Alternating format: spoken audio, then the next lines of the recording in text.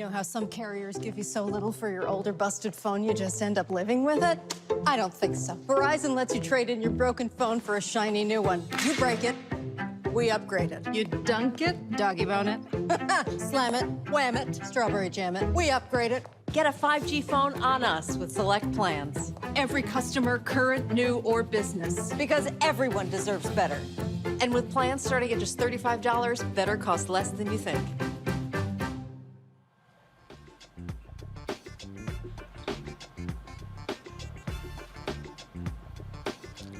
Welcome, everybody, to Roland Martin Unfiltered. I'm Amisha Cross, filling in for Roland Martin. We have a great show stacked for you today. It's Friday, December 3rd, 2021, and I'm so happy to be here with you, streaming live on the Black Star Network. November jobs reports, well, it didn't meet expectations, but the unemployment rate for Black people has returned to normal levels. We'll have Economist Dr. William Sprigg walk us through those numbers. And a jury is selected in the trial of the former Minnesota police officer who killed Daunte Wright during a traffic stop back in April. We will look at who will be deciding Kimberly Potter's fate. A federal judge denies the request to sever the trials of the 4 Minnesota officers facing civil rights charges in the murder of George Floyd.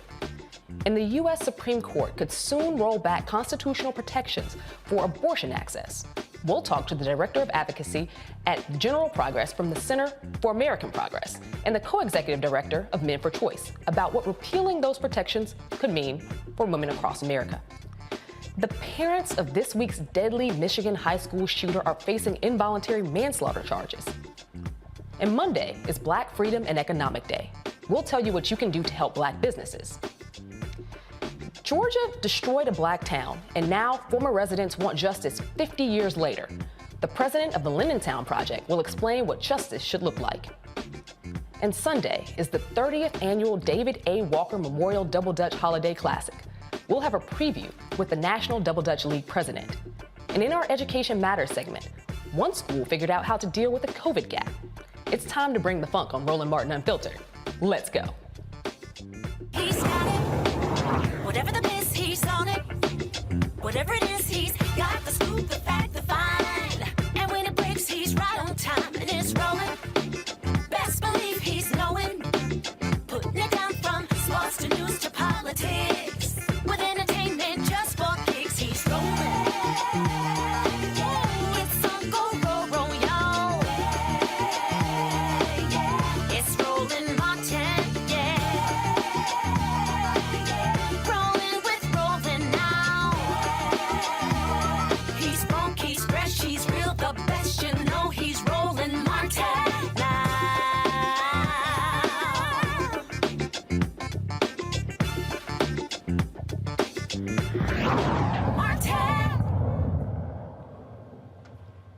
Even though November's overall job growth fell short of expectations, President Joe Biden says November's jobs report showed stalled growth.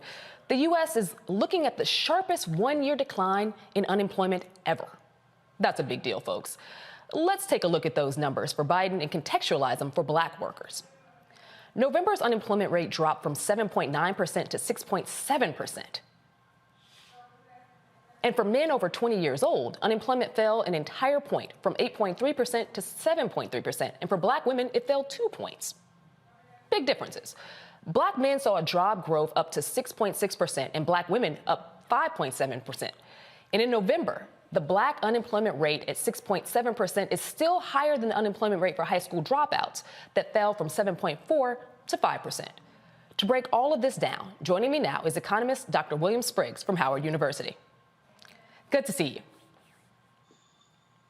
So, Dr. Sprigg, we want to have a conversation about just what these jobs numbers mean, specifically for Black workers. We know that there's always been a schism between those who don't have beyond high school education and those that do. But digging into those numbers deeper, what types of jobs are Black workers actually going to, both men and women? Because we still hear time after time that there are so many jobs that are going unfilled, but we're seeing that the jobs numbers for Black specifically are numbers that are considered average or normal, back to what they were pre-COVID. Well, we're not clear on exactly which jobs they took last month. We don't get that in the report broken down by race. But we did finally see success for Black workers. Most of the summer, the Black labor force participation rate continued to climb. That is, people went from being on the sidelines to actively looking for jobs. But most of the summer, that was met with frustration. A higher share of those who were trying to find jobs were ending up unemployed rather than employed. November was the break with that, where finally Black workers who were out looking got hired, and in numbers big enough, as you showed, to bring down the unemployment rate in a big way. And the positive thing here is that the share employed went up, the unemployment rate went down. We've had a couple of months during the summer where the share employed was going up, but the unemployment rate was also going up. And that was the frustration that Black workers were facing in terms of trying to get hired. But these numbers still show that employers are being picky. As you pointed out, the unemployment rate for high school dropouts also improved, meaning that employers were quite willing to hire people with virtually no education, but they were still more reluctant to hire Black people, of course, who have much more education than a high school dropout. So the employers are still being very picky. The long-term unemployed and a high share of Black workers face long-term unemployment. They've been unemployed more than 6 months. That unemployment rate is still not coming down the way we would like. That's part of the reason it's hard to get the Black unemployment rate to fall even more. But if these numbers continue, then we should begin to see that even the long-term unemployed are going to finally get their turn to get a job. And that's a very important thing that you note, because we know that within these numbers, they're not necessarily including those who have been unemployed for a year or so, unemployed during much of the pandemic last year as well. There are some differences, some variances between Black men and Black women in these unemployment numbers. Could you explain as to why we see some of those? Yeah, so the unemployment rate for Black men and Black women aren't equal. It's much higher for Black men right now. When you look at whites, the unemployment rate for white men and for white women are far more similar.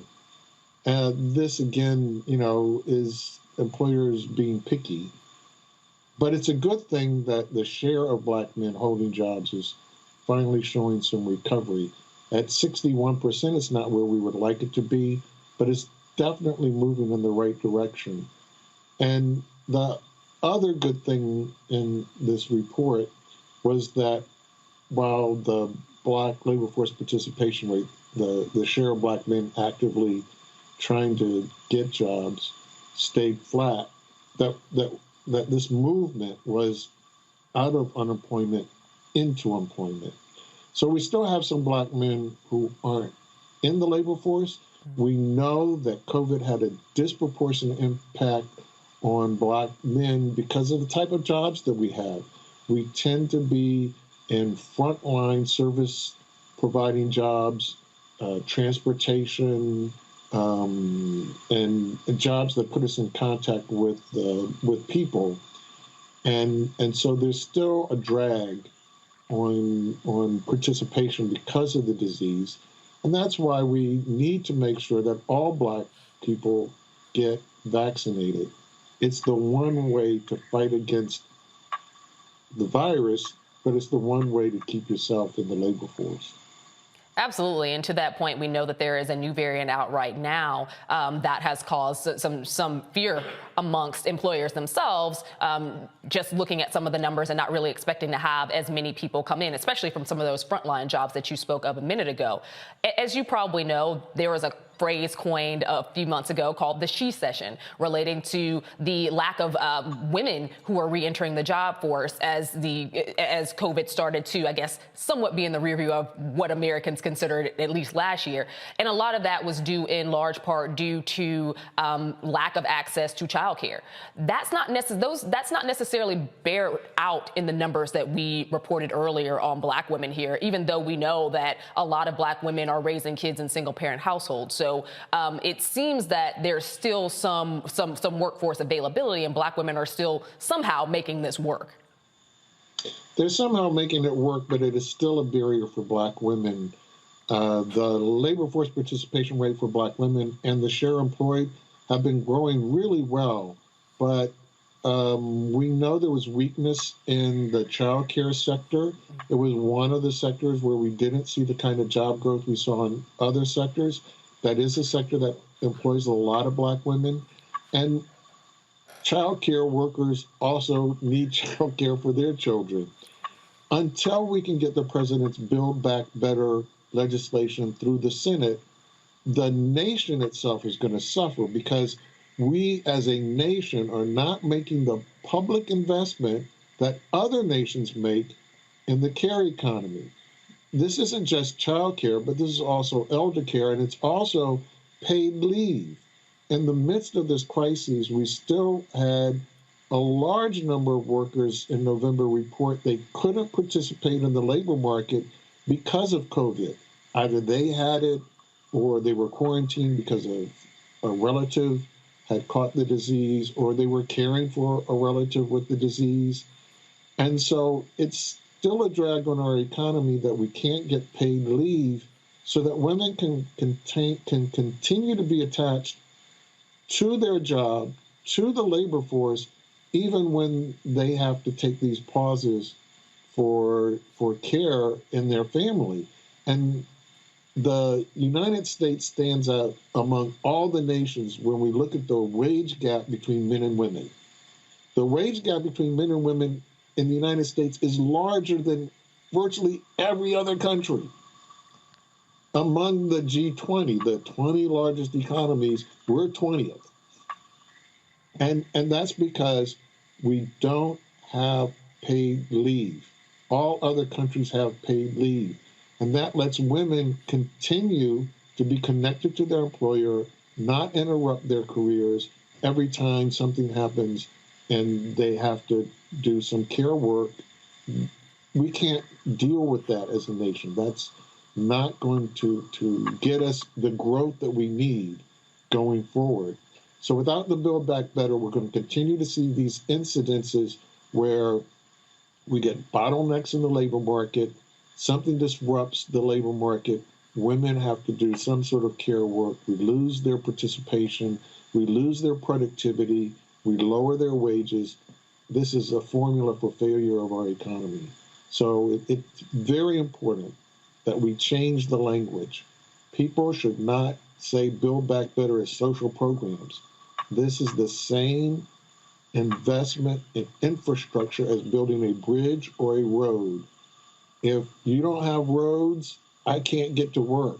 But if you don't have daycare, a lot of people can't get to work either. It's a necessary public investment in infrastructure. Absolutely. Thank you, Dr. Sprigg, for joining us. It was a pleasure to have you, and thanks for sharing all of those wonderful tidbits as well. Thanks.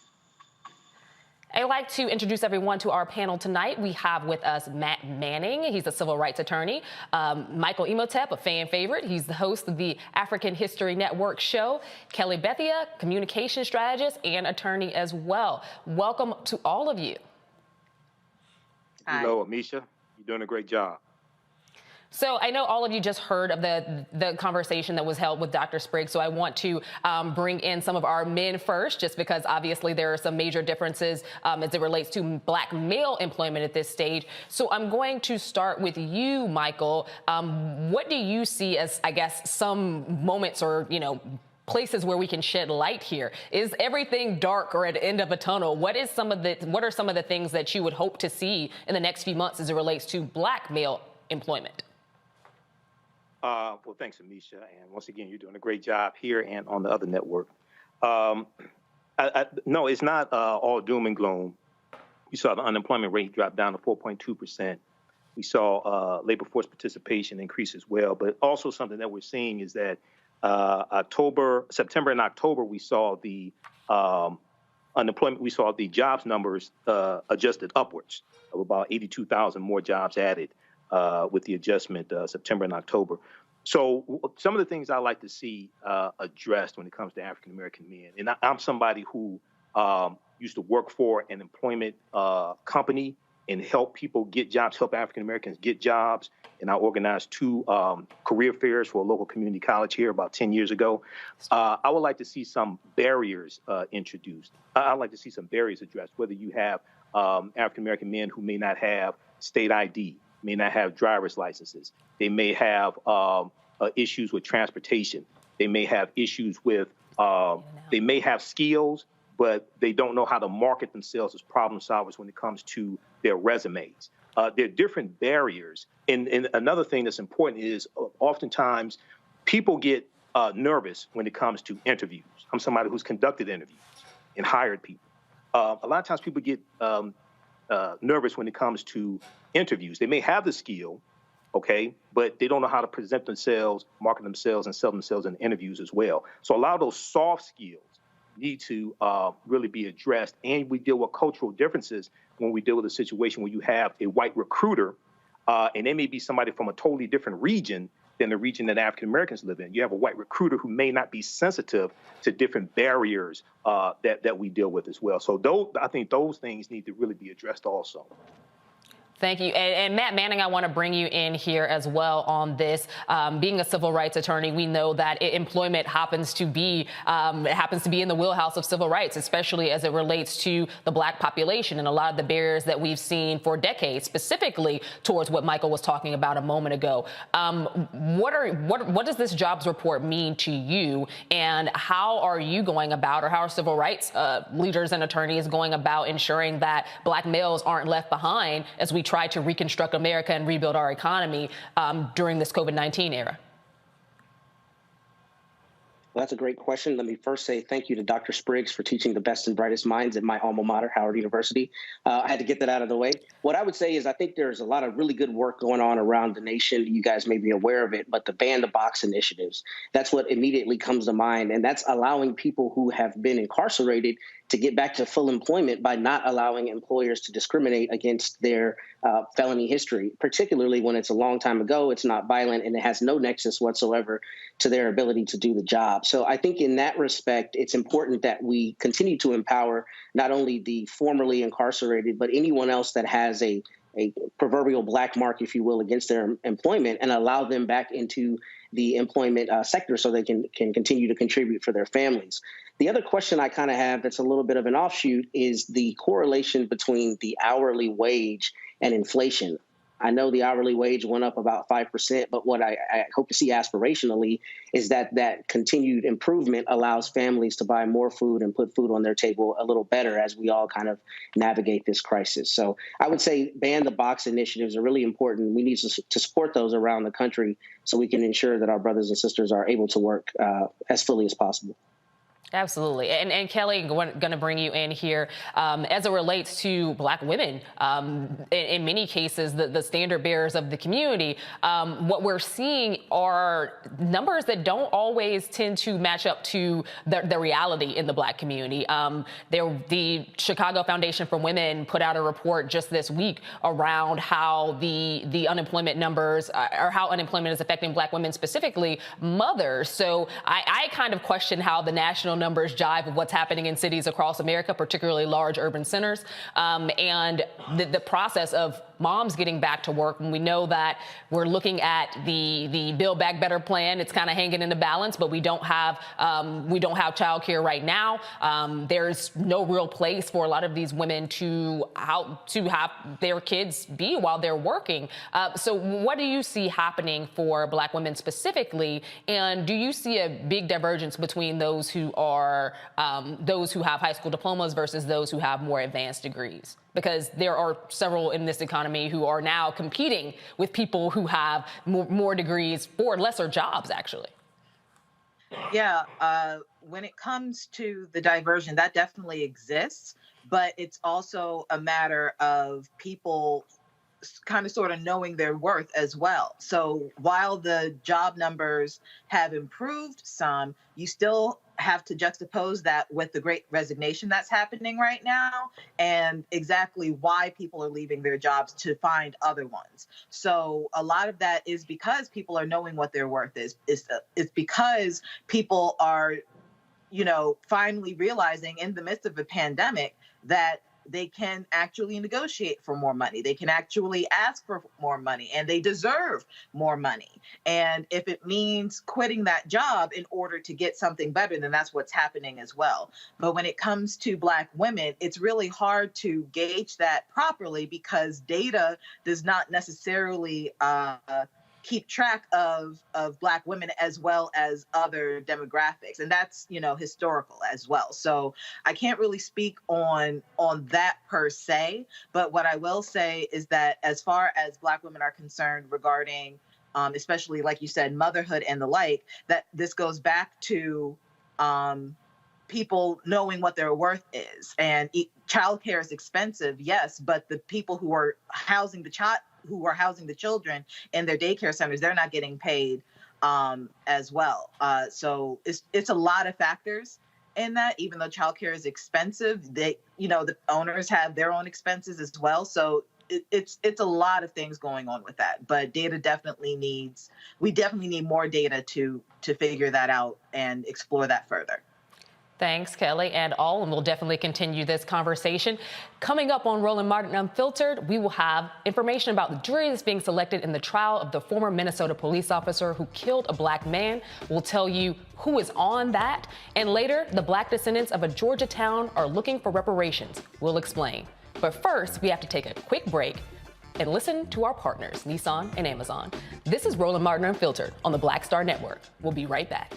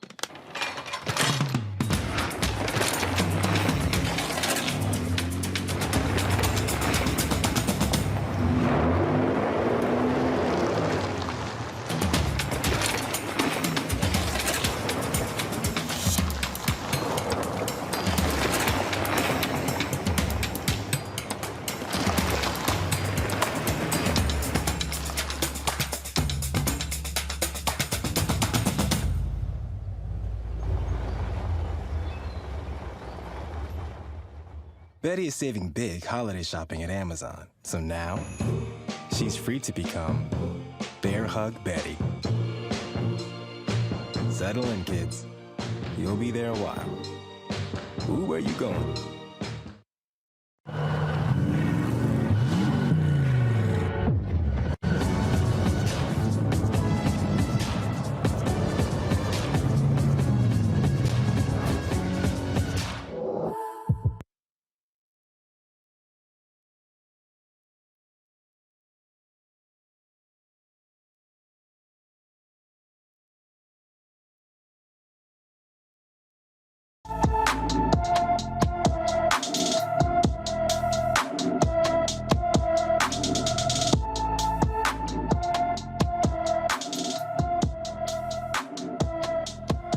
"17-year-old My Essence Judd has been missing from Minot, North Dakota since July 31st.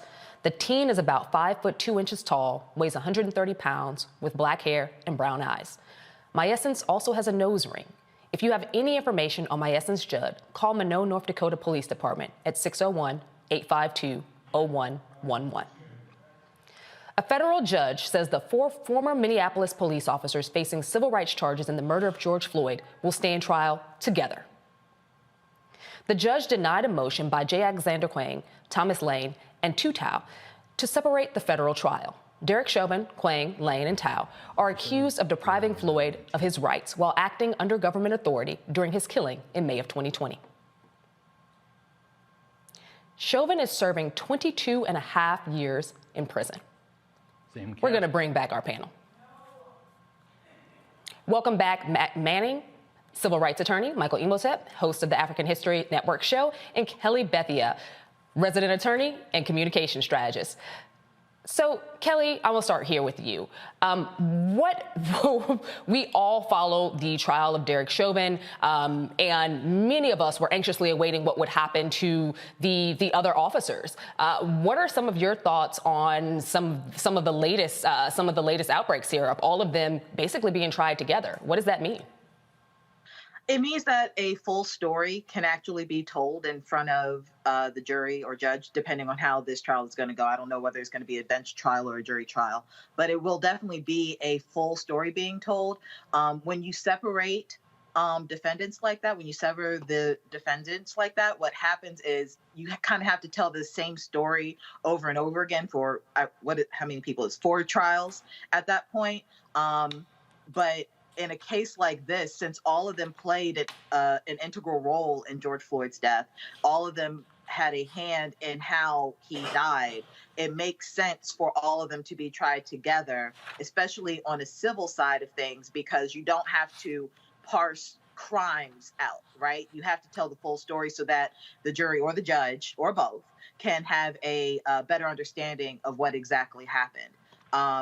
But as far as how I feel about the trial in general, I think that they need to be held accountable across the board, whether it's criminal law, civil law, what have you, because what happened in that instance was nothing short of a tragedy, and George Floyd should definitely be here right now. But because of the implicit bias of these people, plus the overuse of force, a Black man is gone for virtually no reason. And Matt, what say you? Is there American trial fatigue at this point? We're just coming off of the trial down in Brunswick, Georgia, which also took place around the same time as we saw the trial of Kyle Rittenhouse, around the same time as the trial of in Charlottesville.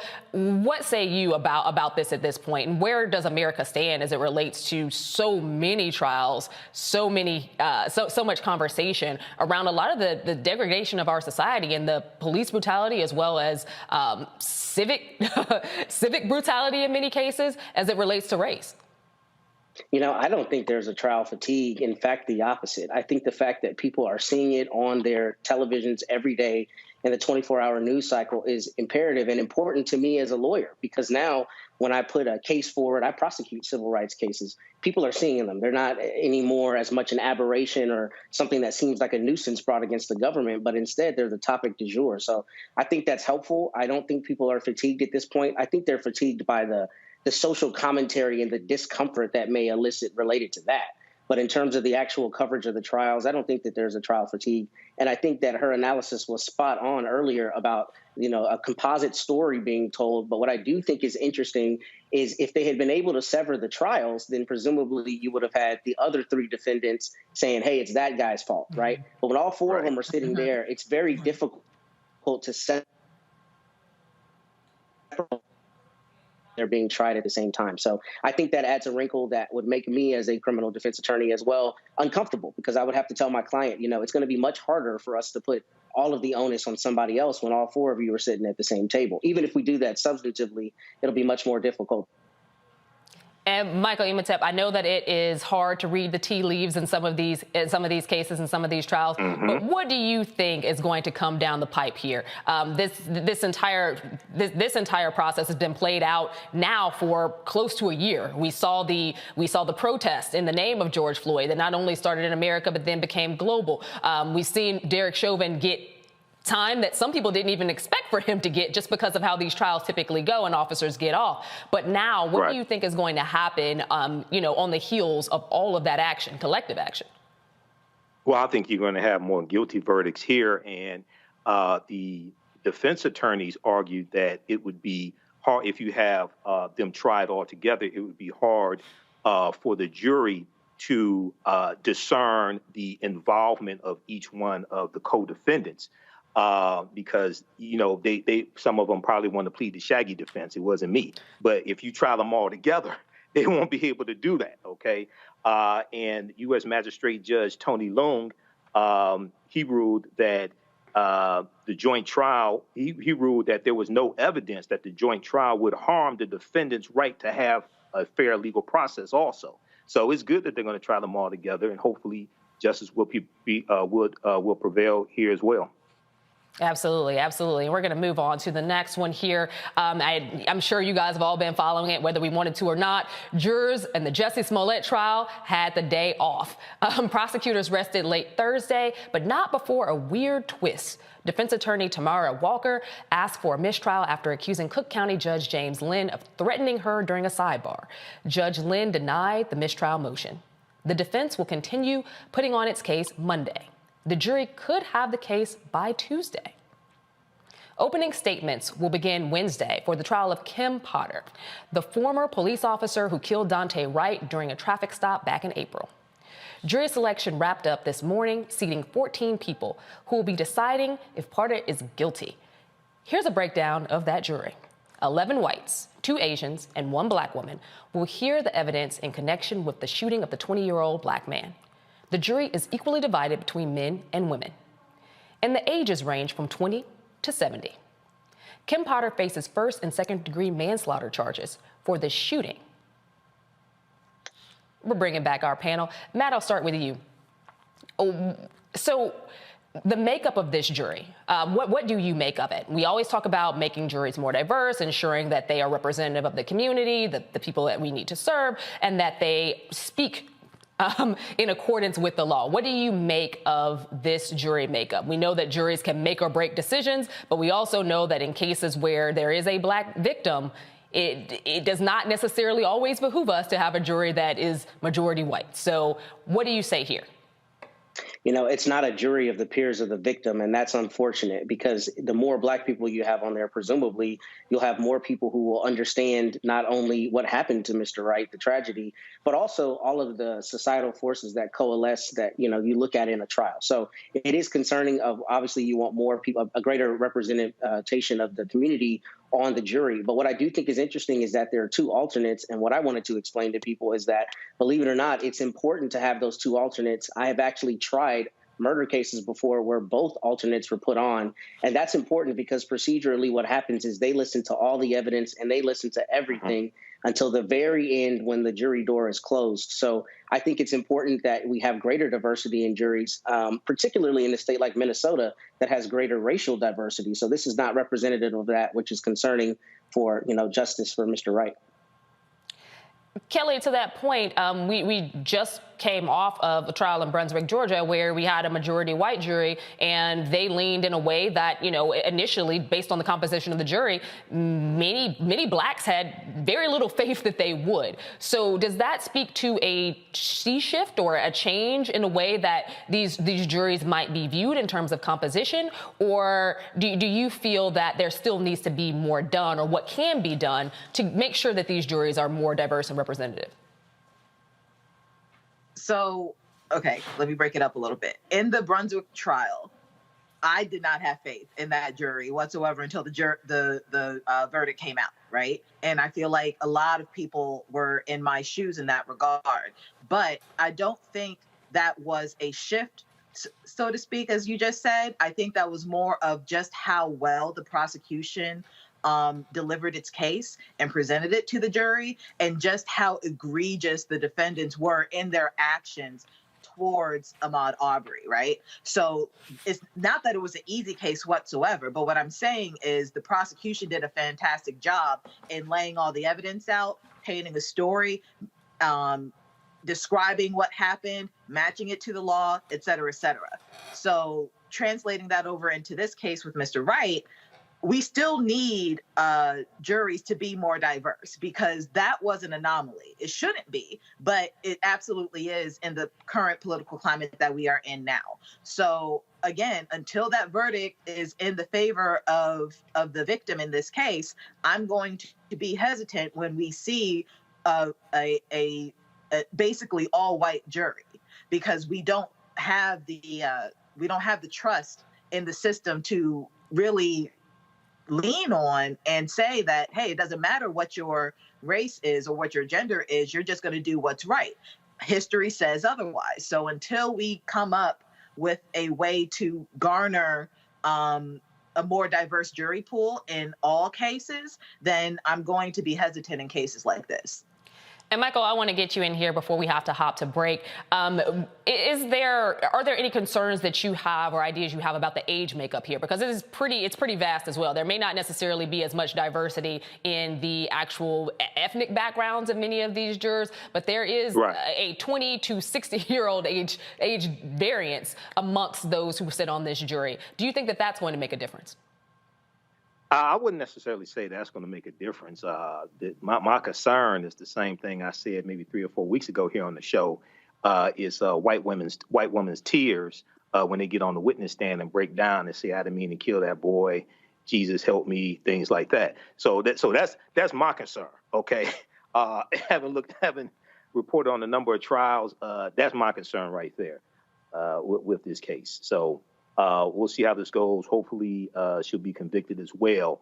But, when white women start crying on the witness stand, holding the Bible and things like that, so that's my concern. Thanks, panel, and we will be catching up with you again very shortly. Coming up after the break, though, we'll be talking about abortion rights. And later, find out how you can participate in Black Freedom and Economic Day. Roland Martin Unfiltered will be right back. You're watching the Black Star Network.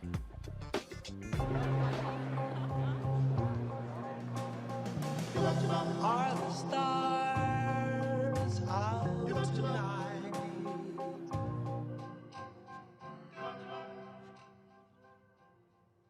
Alexa, play our favorite song again. Okay.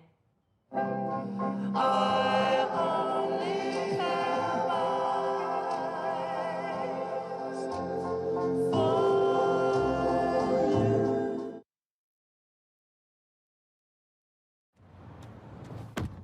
Oh, that spin class was brutal. Well, you can try using the Buick's massaging seat. Ooh, yeah, that's nice.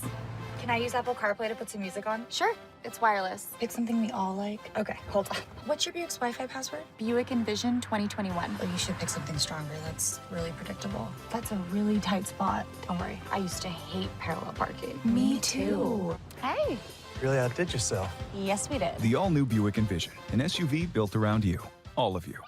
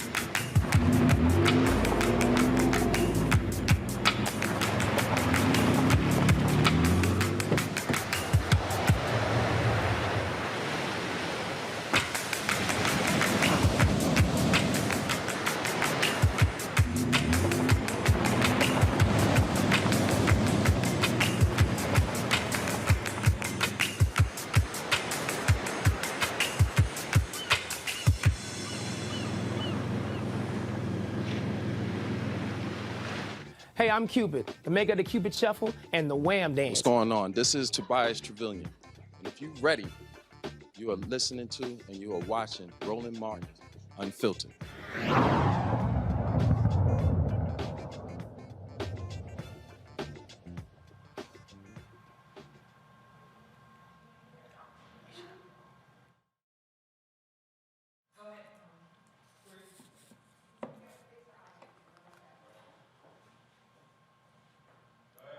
The United States Supreme Court is considering the future of a woman's right to choose, abortion rights.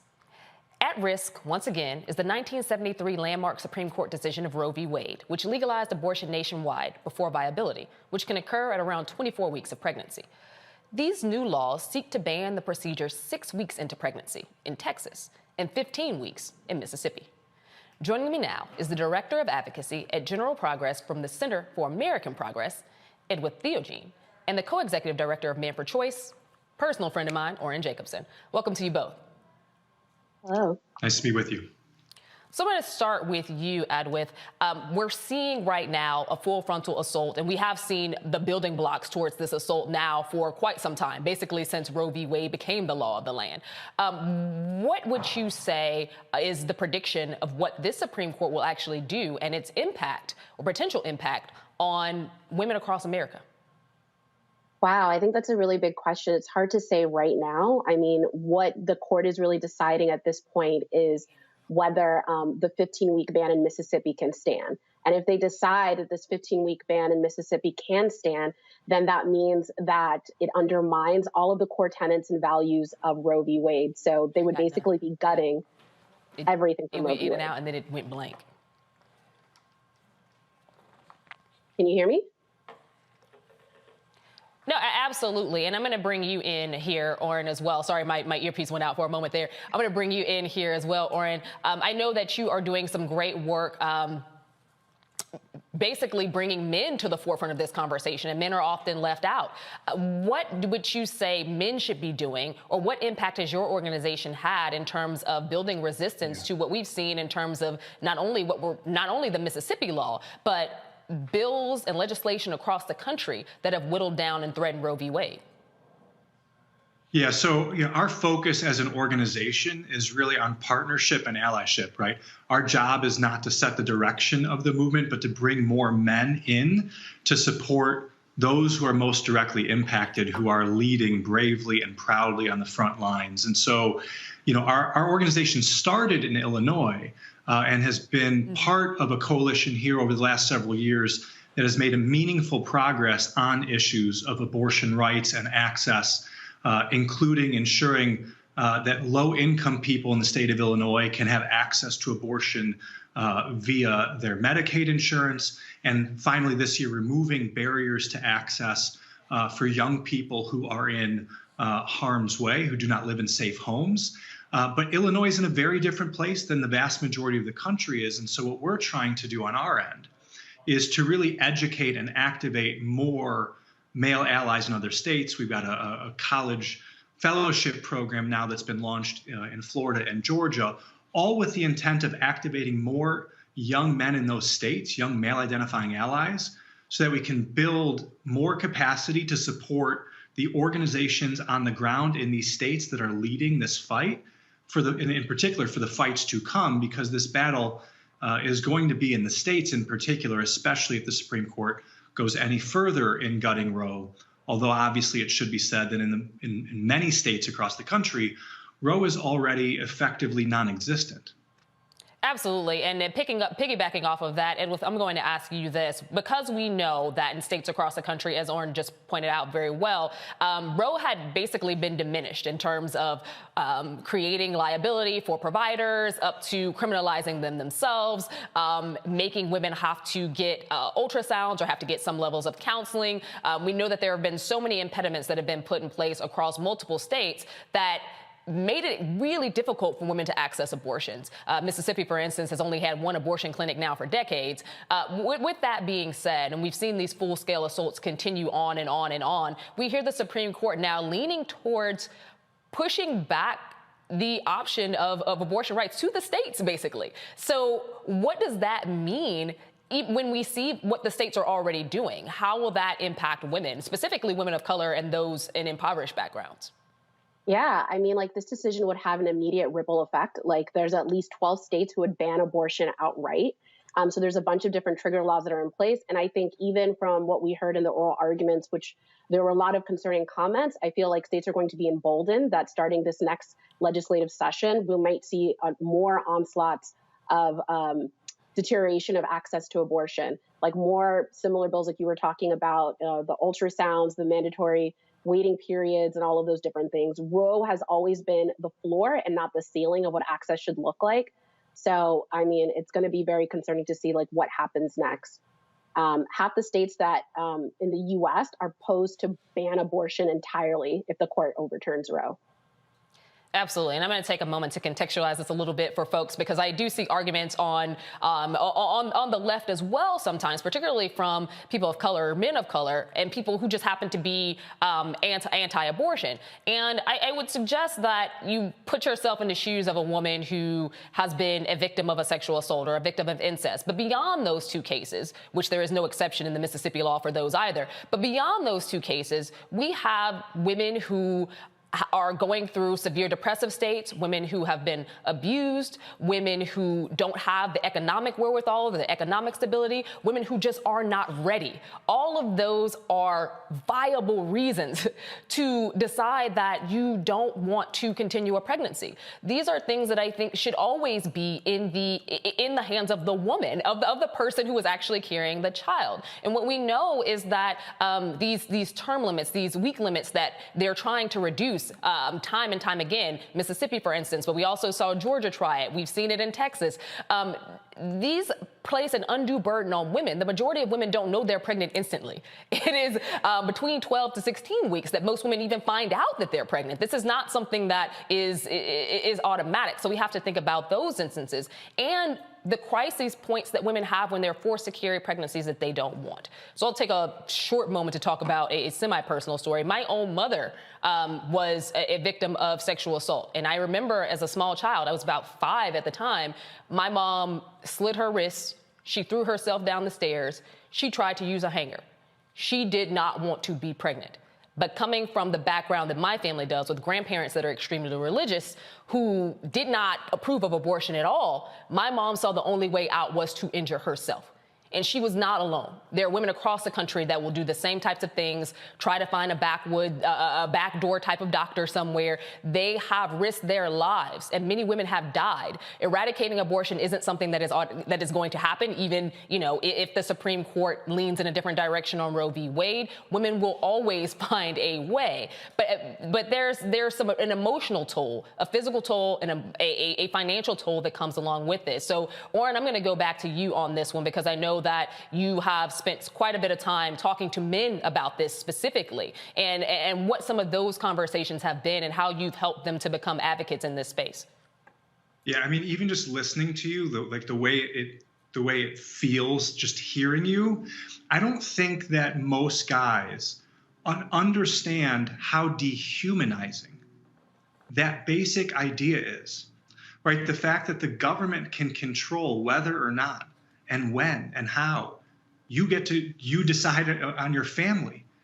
It removes your complete agency and control from your life. And it's dehumanizing. It's degrading.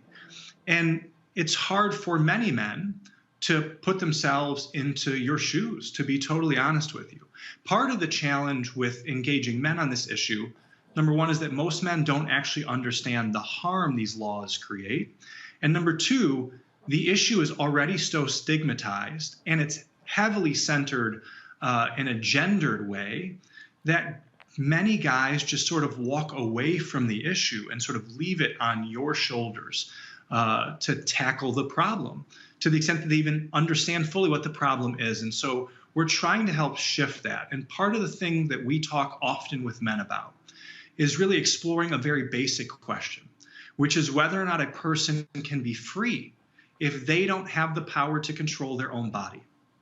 And what is happening here, and what happened in the Supreme Court this week, was a group of 6 men and 3 women, 6 men, most of whom were asking questions fundamentally designed to legitimize the idea that a government can take control of your body sooner and sooner. And the moment the floor of Roe v. Wade is erased, then the floodgates are open for the rest of this. Meaning, why can't the government take control of your body the moment you are pregnant? And to be very clear to everybody across the country watching this, but in particular to any of the men watching this, the goal of the anti-abortion movement is to totally ban and fully criminalize abortion in America. Period, full stop. This is not about getting to 15 weeks instead of 22 weeks. This is about effectively banning and controlling abortion. And in order to do that, they need to get the court to overturn or fully gut Roe.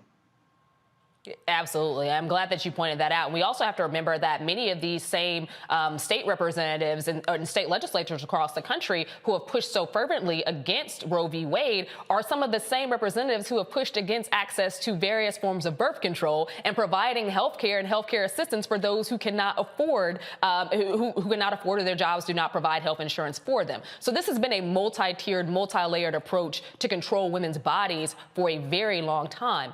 I'm going to come back to you for a moment on this one. When we look at this over time, and we know that there's basically a hyperspeed approach to the eradication of women's reproductive rights for the past 16 to 20 years, we've seen more and more bills come across state legislatures at a really fastened pace. What do you have to say about that in conjunction with the right to life movement or the pro-life movement that also seemingly does not want to fund early childhood education, things like WIC, child care assistance, and other provisions that would help low-income moms specifically? Yeah, I'm just going to take the liberty that while I have the mic to also tell you thank you for sharing your story about your mom, your experience. I think abortion stigma is a huge thing in this country and part of why we are here having this discussion. So the more that people can share their stories with their friends and family, I think the more important and better it is for all of us.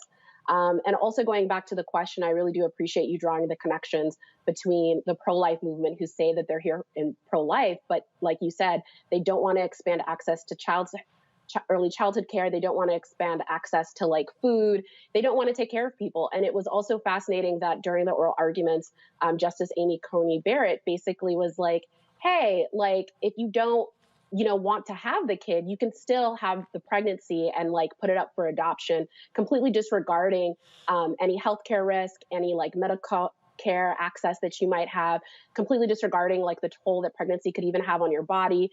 I don't know, the pro-life movement, I think we need to take that back. They are not pro-life at all, because if they're not standing here to support families, to support people, abortion access, the majority of people who have abortions are parents. And they basically are making the decision for their families and for themselves about, taking care of how they want to take care of themselves and support their family.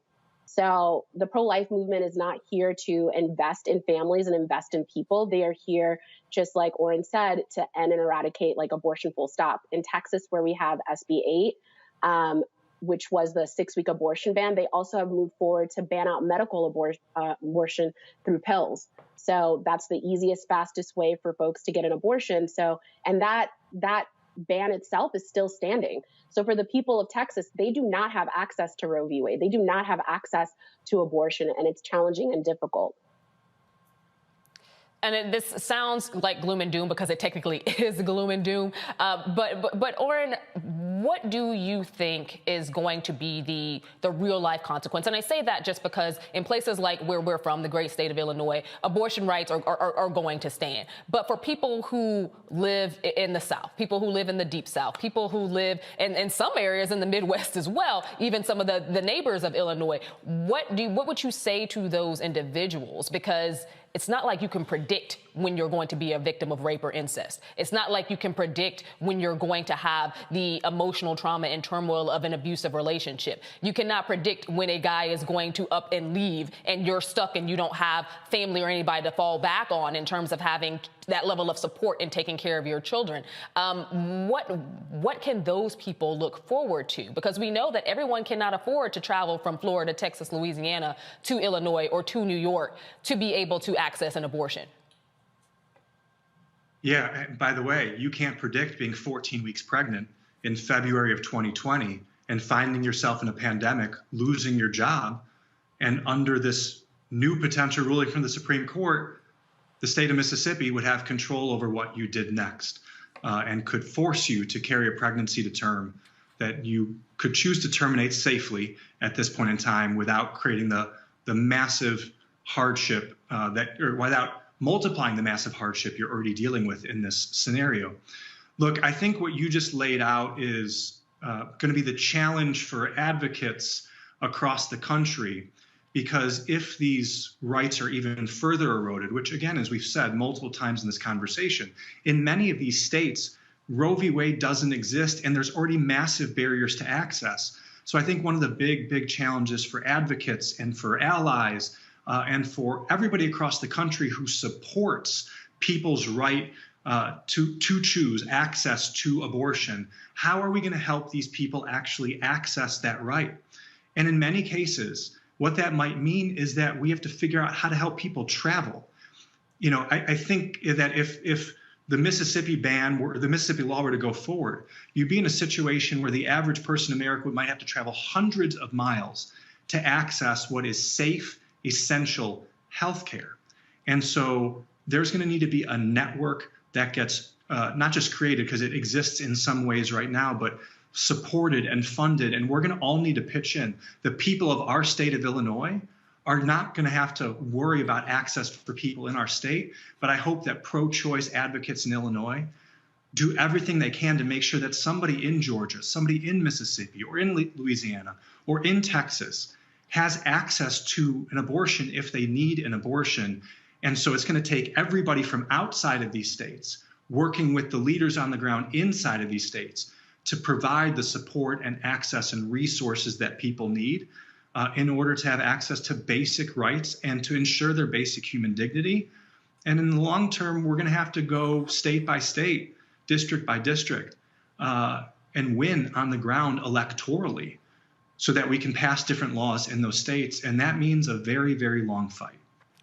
Oren, Edwith, I could talk to you guys all day. I actually do have to go to a break. We have partners and sponsors that need to get their time in, but it has been a pleasure.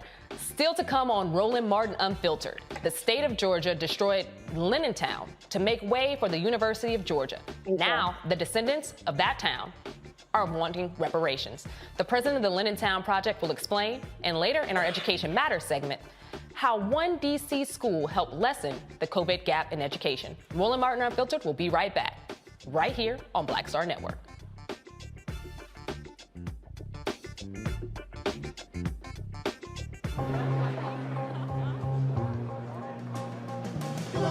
Are the stars out tonight?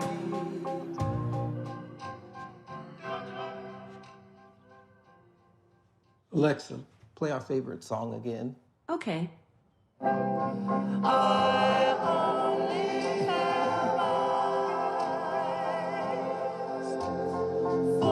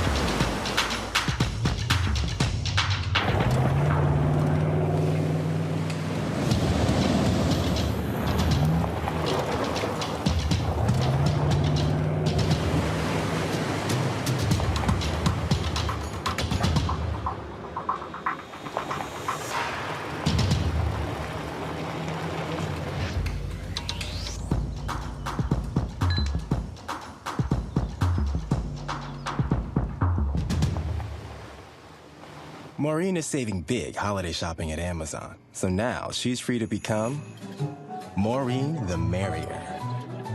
Food is her love language, and she really loves her grandson. Like, really loves. Yo, it's your man Dion Cole from Blackish, and you're watching Roland Martin Unfiltered. Stay woke.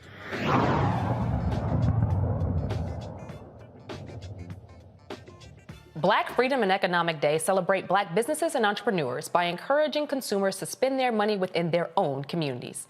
Experts say Blacks have a $300 billion with a B dollar spending power, and now is the time to invest within.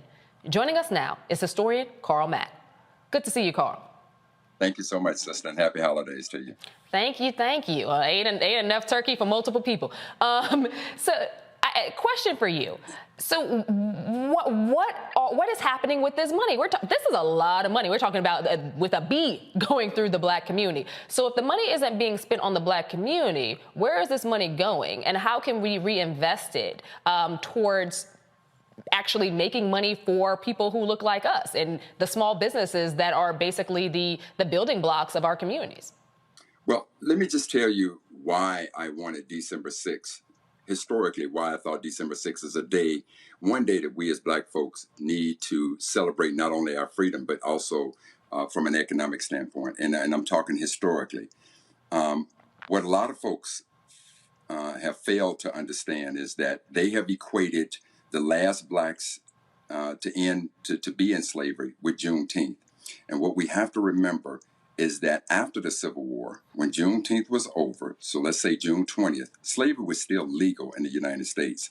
And in order for slavery to not be a part of the United States, we needed a proposal. And that proposal was the 13th Amendment. So on January 31st, 1865, Congress passed it.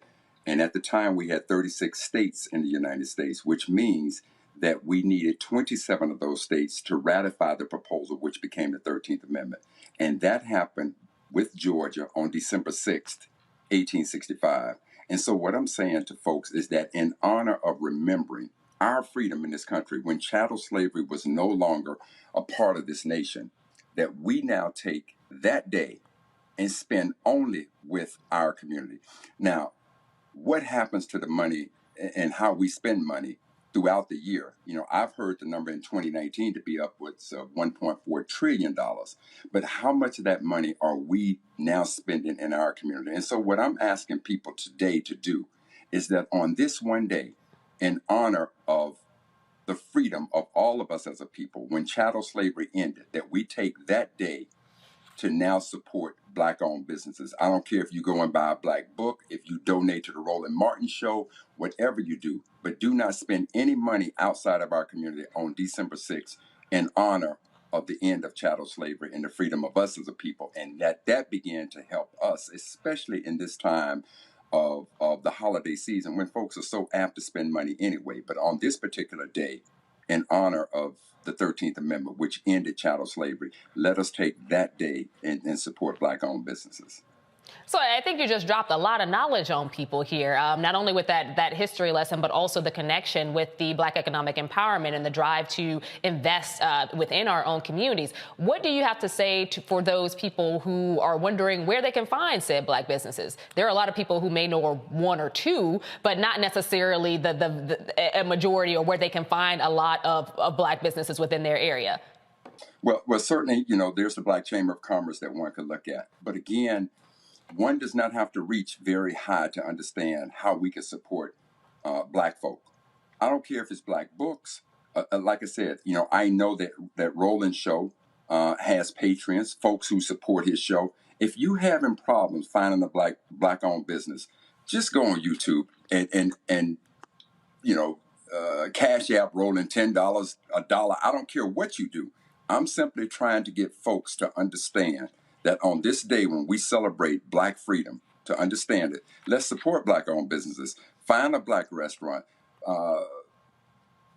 It should not be impossible for us to find somebody who looks like us in this country, in our community, and support them. Black authors, Black restaurants, Black hair care shops, barbershops.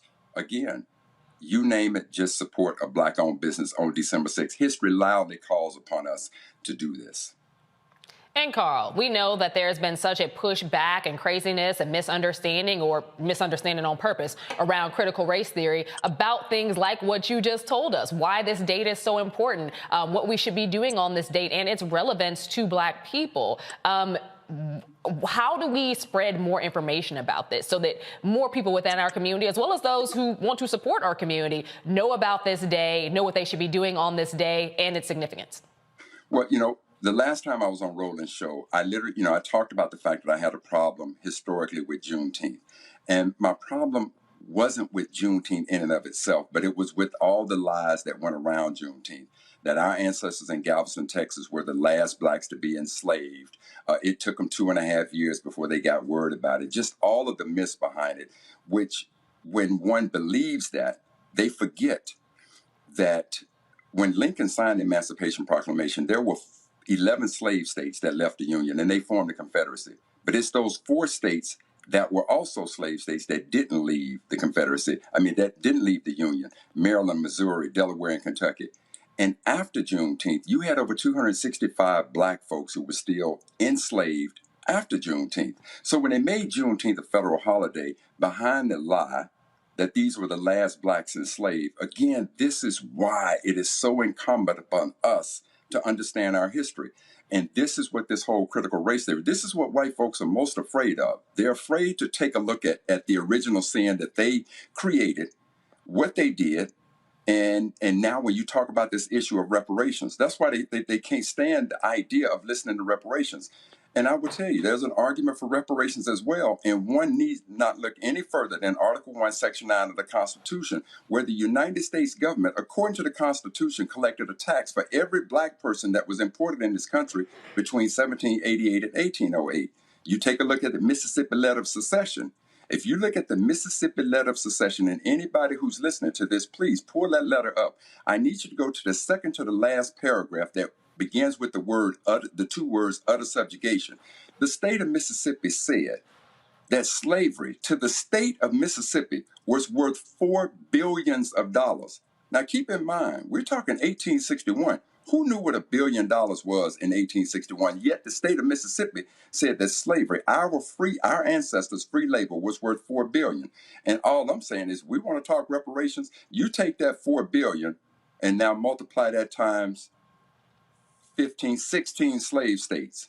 And now let's add inflation to it. Oh, I can give you a number for reparations. And the same as we can do with Article 1, Section 9 of the Constitution. Because when you look at that, in Article 1, Section 9, it says that the United States government collected a tax of up to $10 for every one of us that was imported into this country. America's sin for reparations should be done. But this level of critical thinking that we're talking, you and I right now, this is what white folks don't want us to do. This is what America do not want us to do. The same when we talk about Black Freedom and Economic Day, to have the critical thinking to say, on this day, in honor of the end of chattel slavery, I'm not going to give my money to Nike. I'm not going to give it to Reebok or Coca-Cola or Pepsi. I'm going to find a black-owned business, and I'm going to uplift. I don't need for America to even make this a national holiday. I want us to be martyrs, not mercenaries. Mercenaries get paid for what they do. A martyr does what he or she does because they believe wholeheartedly in it. And this is why the critical race theory is so important. Number one, America does not want to look in that mirror, but more importantly, America don't want sisters and brothers like you and I to be able to think critically about what has happened in this country to us and how we move forward. You know, I'm listening to your conversation around abortion, the state of Mississippi with their backward ass, and I'm from Mississippi. So keep in mind, in Mississippi, and keep in mind, we talk about the 13th Amendment. Mississippi didn't ratify the 13th Amendment to 2013. So now here, Mississippi wants to talk about what a woman can do with her body, but at the same time want to stand up and talk about, you can't tell me to put a vaccine in my body, and that's why we're still fighting COVID right now. Come on, Mississippi, come with that. You're last in everything. I was about to list it. Education, healthcare, economy, you name it, they've fallen to the bottom. I graduated high school in Mississippi, so we're pretty aware. It's frustrating because we see this time and time again, and we want to continue to shed light on the history of African Americans and the descendants of slaves, but we also want to honor a lot of what our history books here in America that were written mainly by white people have selectively left out. So I thank you for not only that deep dive into history in a very short amount of time, by the way. So kudos to you for making that happen. But how can people learn more? Because I feel like there's a disconnect sometimes between generations as well. We want to give our next generation as much access to the knowledge that you just laid upon us as we possibly can. How can they learn more about not only this day as it relates to our history and why it's so important, but also some of the other things that you mentioned? Yeah. So I put together a Black History calendar, and every day of the year, an event like what we described, what we talked about, be it Juneteenth, be it the 13th Amendment, be it Watch Night. And for those about Watch Night, if I could just drop this one little piece of history, Watch Night, December 31st. The first Watch Night occurred on December 31st, 1862, and it was because our ancestors were staying up at night watching to see if Lincoln would indeed sign the Emancipation Proclamation. So today, if you ever went to church on New Year's Eve, and they called that the Watch Night service, that service first started on December 31st, 1862. And I created a calendar called Black Heritage Day 4. And for anybody who chooses to want to learn more, every day I give you something from our history as detailed as what we've been talking about now. And you can find that at blackheritagedays.com. And so it's one way for us to just get a little dose of our history every single day. So thank you for all the big doses you've given us during this segment, Carl. We'll definitely have to have you back. Thanks so much. Thank you so much, sister. When Roland Martin Unfiltered returns, they say their families were forced out of Linnentown, Georgia, to make way for the University of Georgia. Now they want justice. The president of the Linnentown Project will explain what their justice will look like. Plus, the shooter's parents from this week's high school rampage are facing charges. But first, we have to take a quick break. You're watching Roland Martin Unfiltered live on the Black Star Network. We'll be right back.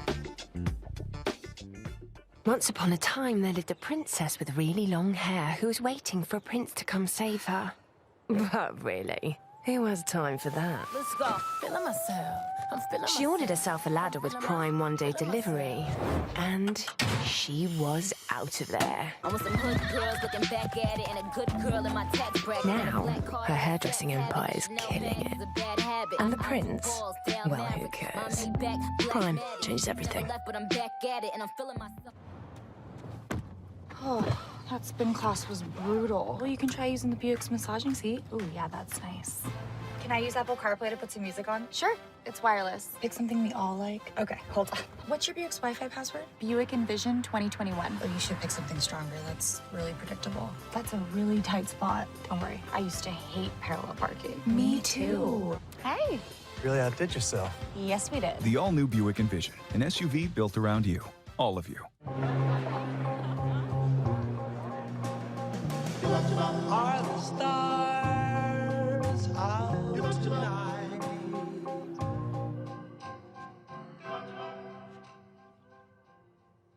Alexa, play our favorite song again.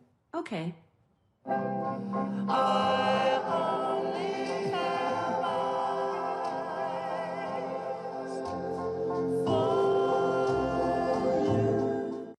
I'm Chrisette Michelle. Hi, I'm Chaley Rose, and you're watching Roland Martin Unfiltered.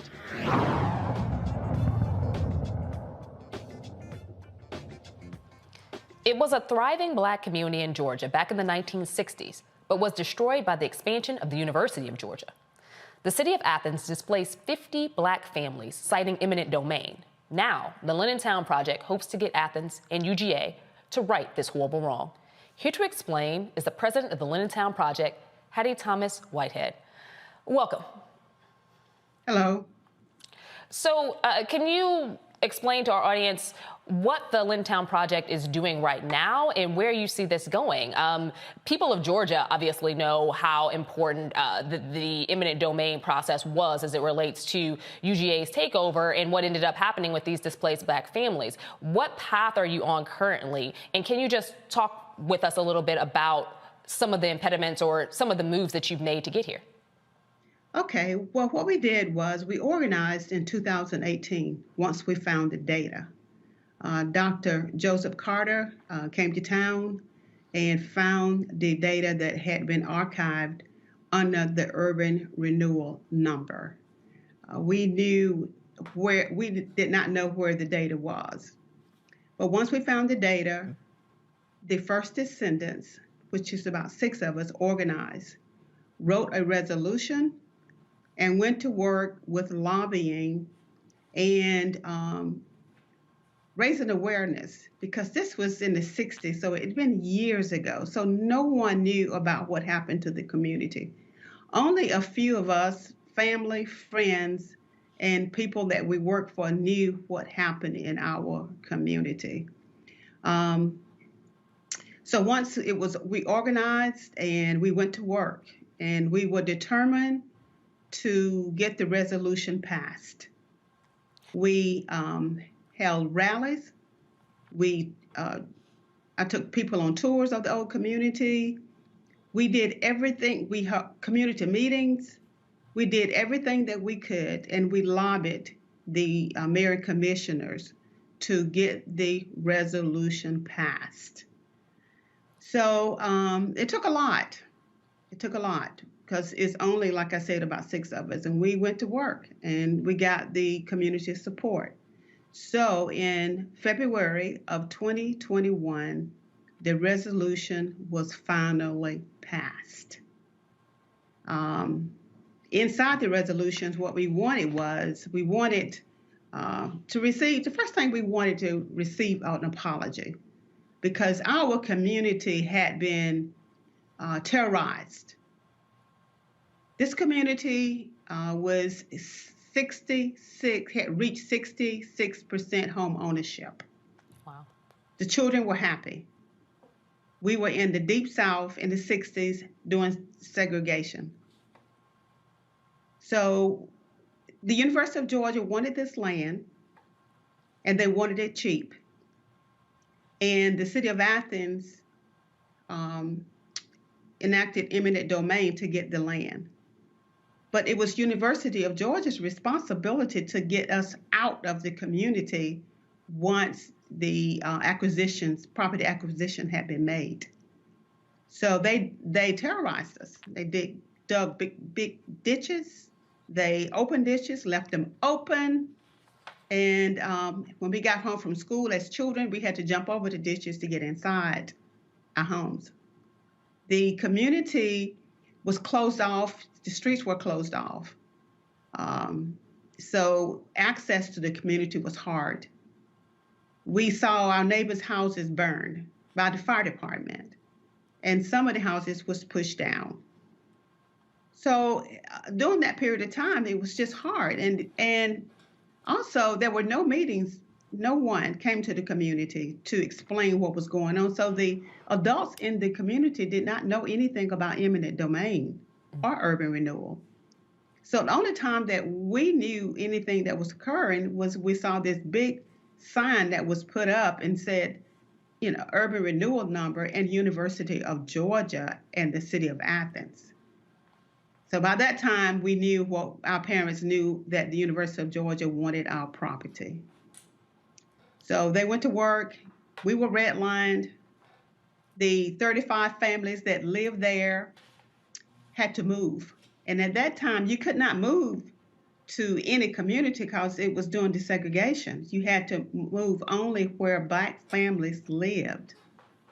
This story just keeps getting more in depth and worse and worse. I was like, oh my goodness. I think that before we continue, I definitely want to give you more time, but I'm going to open it up to the panel because I know that they have several questions to ask you as well. This story has been astounding as you are unraveling it right now. This goes beyond just eminent domain to abuse in general, property abuse, but also the time frame. I think it's important that you contextualize the time in which this happened because you couldn't just move anywhere you wanted. You weren't given a sum, which a lot of people are today because, colleges expanding and families moving out of their homes is not necessarily something that is new. It's been going on for a long time. But the approach that they use in this situation in Linnentown is very frustrating. It's very illegal. And I just want to bring in our panel to discuss this a little bit more. So for the first question, I'm going to go with you, Kelly. Sure. Well, first and foremost, thank you for just expanding on this issue and teaching me something that I didn't know too much about.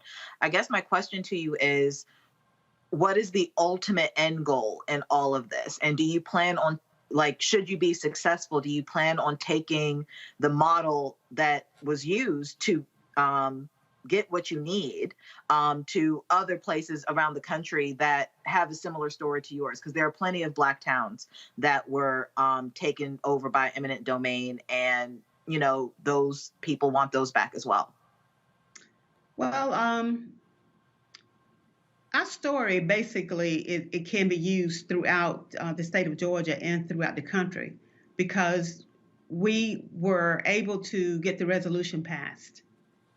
But in the state of Georgia, even though we got the resolution passed and our resolves was outlined in the resolution, we could not get a direct payout because the state of Georgia has a gratuity clause that prevents direct payout.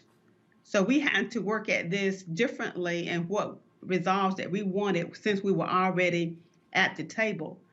The mayor assembled a team called the Justice and Memory Team to put atonements in place for what occurred because the city of Athens played a role in what happened that led up to the erasure of the community. So we're doing that. This Justice and Memory Team is working toward that now. We have been working diligently trying to get UGA to admit what they had done and acknowledge this team and come to the table, which they have not done yet. So we are still working. This team is still working. We have had some accomplishment. The mayor did give an apology and to the and a proclamation for what had occurred to the city, and he is putting persons in place to identify families from the other urban renewal areas. But we are working diligently trying to put this in place. We're trying to put a Black History Center here, and we're trying to put a walk of recognition in the community and with the mosaic so it can explain what happened. And we have ran up against UGA saying, no, you cannot put walk of recognition on UGA's property, but we're having to put it in the right-of-way, City of Athens right-of-way. And Matt Manning, as a civil rights attorney, I know that you have some questions related to this as well, because again, it has so many layers. So this is your opportunity to basically ask what you need to ask. Well, let me first say, Mrs. Whitehead, thank you for your work, because today in 2021, I actually represent homeowners in Corpus Christi, Texas, that are being pushed out in the historically Black neighborhood of Hillcrest, Washington Coles, because the state of Texas needed to build a new bridge today in 2021. So the question I have is, what is the current value of those 65 families' property as y'all have determined it? What would it be today? Because I think obviously reparations are a moral and ethical question, period. Y'all deserve reparations. So how much do they owe you? Well, if the property now with the dormitories, the parking lot and everything now is $74 million. That's what it's worth today. That's what. And the state of Georgia is doing everything they can not to pay you a single red cent, aren't they? Well, we got this gratuity clause that now that we are trying to put a strategy in place to bring, maybe hopefully to raise awareness in the state of Georgia about this gratuity clause. There are a lot of different groups talking about reparations, and we want reparations, and we want to do this, and we want to do that, but they are not connected to the gratuity clause. So hopefully what we can do is connect all these groups. Okay, we have this gratuity clause that has to be addressed for any direct payout can occur for reparations in the state of Georgia, period. So we're trying to raise awareness of that. We're putting a team together so we can go statewide and what we need to do and what they need to do to get the data. So that's what we're working on. And I have outlined all of this in a book and that was released in October. So hopefully if that's a strategy there, how we got to get everything approved for the proclamation and what we can do to go forward. But we are willing to help other cities in the state of Georgia to come together and how they can strategize. Ms. Whitehead, we are going to have to go to break, but before we do, is there some place where people can learn more about your project? Where would you send them to? We can send them to redressforlinnentown.com. And you can also go to giving voice to Linnentown.com and get the book. But you can go to either place. Absolutely. Thank you so much. Thank you for all the work that you do. I know that you talked about your crew being 6 to 7 people originally and building the community around it, raising that elderly. voice. You all are amazing. Thank you so much. Strong Black people, Black women making things happen as you always do. Thanks so much for joining us. Thank you. Thank you. Bye-bye. Still to come on Roland Martin Unfiltered, the parents of the Michigan high school shooter are facing involuntary manslaughter charges. And 5 Arizona officers are denied qualified immunity in 2017 shooting death of a Black man. Stay with us. You're watching Roland Martin Unfiltered on the Black Star Network.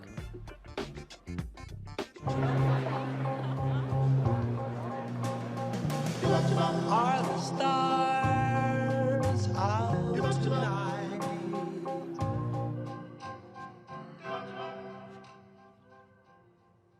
Alexa, play our favorite song again. Okay. I only have eyes for you.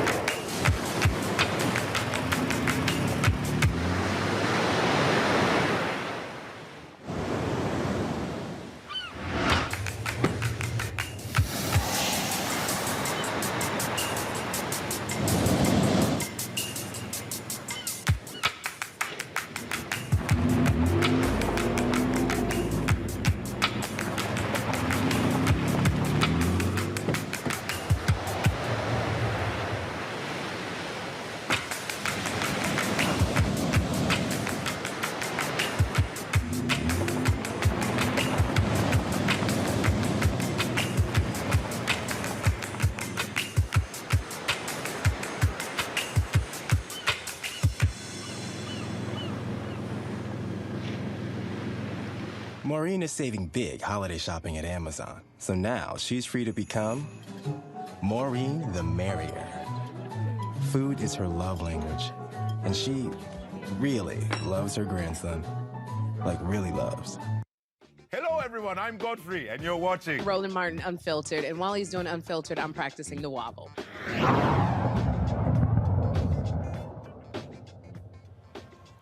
4 police officers in Phoenix, Arizona will not receive qualified immunity in a lawsuit for the death of Muhammad Abdul Muhammed in 2017. During the arrest, one officer pressed his knee into the back and shoulders of Muhammed. During the encounter, Muhammed cried out, "I can't breathe." A Muslim advocacy group and the First Amendment Clinic at Arizona State University requested the sealed files be made public. No disciplinary actions were taken against the officers, and the city never admitted any wrongdoing. The victim's sister settled with the city for $5 million. The Michigan prosecutor is charging the parents of high school shooter who killed 4 students and injured several others. James and Jennifer Crumbley are each facing 4 counts of involuntary manslaughter. The gun purchased by Ethan used in the rampage was kept in an unlocked bedroom drawer. On November 21st, a teacher noticed Ethan searching for ammunition on his phone. School officials contacted Jennifer Crumbley and didn't get a response. She instead texted her son, "LOL, I'm not mad at you. You have to learn not to get caught." On the day of the shooting, a teacher noticed a disturbing drawing done by Ethan with blood, a semi-automatic handgun, a bullet, and a person being shot twice with the phrases, the thoughts won't help me, blood everywhere, my life is useless, and the world is dead. The Crumbleys were called in for a meeting just hours before the shooting. They did not check to see if Ethan had a weapon and refused to take Ethan home for the day. Jennifer sent a text to her son saying, "Ethan, don't do it." James reported the gun missing to the officials and alleged his son may be the shooter. Now we're going to bring back our panel. Matt Manning, this seems highly incriminating This seems highly incriminating and highly problematic at the same time. These text messages reveal that the parents knew a lot about their son and his potential to be extremely dangerous, and yet they did not do anything, didn't even respond when the school called them in for a meeting regarding some disturbing things that they found about him. So how do you think this is, where do you think this is going to go now that the parents have been charged with involuntary manslaughter, and what on earth were they thinking? Well, I don't know what they were thinking. Clearly they weren't. But unfortunately, I have the unpopular opinion here that I think this is going to be a difficult case. Unless the evidence is very compelling, showing that the parents had a reason to believe that and somehow facilitated it. In advance of coming on today, I looked at the law there, and I think it's going to be difficult for them to prove it. I know there is a text message that says, don't do it. But the school, a child's constitutional rights are relaxed at a school. So the school has the ability to search his backpack. And my understanding is there was a locked weapon that was found at the home. So obviously, I hope this goes the right way and that there's justice, because this is an incredible tragedy. But I do think they're going to have a tough time making this case unless there's more compelling evidence than just that. I think I'll be likened to agree with you here. And Imhotep, I want to pull you in. What are your thoughts? Now we know that the parents have been charged. We've seen these text messages revealed. We've heard from the families of the young people who lost their lives. Where do you think this is going to go? And because the law in Michigan is a bit more tricky, we have to be clear about that. When we talk about gun laws across the country, most people point to Illinois as being the strictest. What they don't recognize is that all the Midwestern states around Illinois have pretty lax gun laws. Michigan is one of them. What do you make of all of this? Well, I live here in Detroit. Oxford, Michigan is about 30 miles north of Detroit. There's a candlelight vigil taking place right now in Oxford, Michigan, because of the 4 teenagers who were killed and those who are in the hospital still recovering. I've been covering this story each night on my show, the African History Network show. The parents did go to a meeting on Tuesday, November 30th, 10:30 a.m. at the school about their child. Okay. When you dig into this is a deep, deep case here. Okay, when you really did, I encourage people to go to WXYZ.com, Channel 7 here in Detroit. They've been having fantastic coverage of this. This is a deep case, and not only did the father purchase the 9mm handgun on Black Friday, November 26th, 15-year-old Ethan Crumbley was with him when he purchased it as well, but this also looks like a lot of negligence on the part of the parents. And we found out today that when the shooting happened, the father called the authorities and said he thinks his son is the shooter. The father looked for the gun, the handgun that he purchased. The handgun wasn't there. He couldn't find it. He called the authorities and said he thought his son was the shooter. This is just a few hours after the parents had a meeting with the school, because the school called them in about disturbing behavior about their son. This is a deep case right here. And then the parents are still missing now. Their attorney said that they are on their way back to be arraigned, to surrender, be arraigned. They left on the night of the shooting because they said they feared for their safety.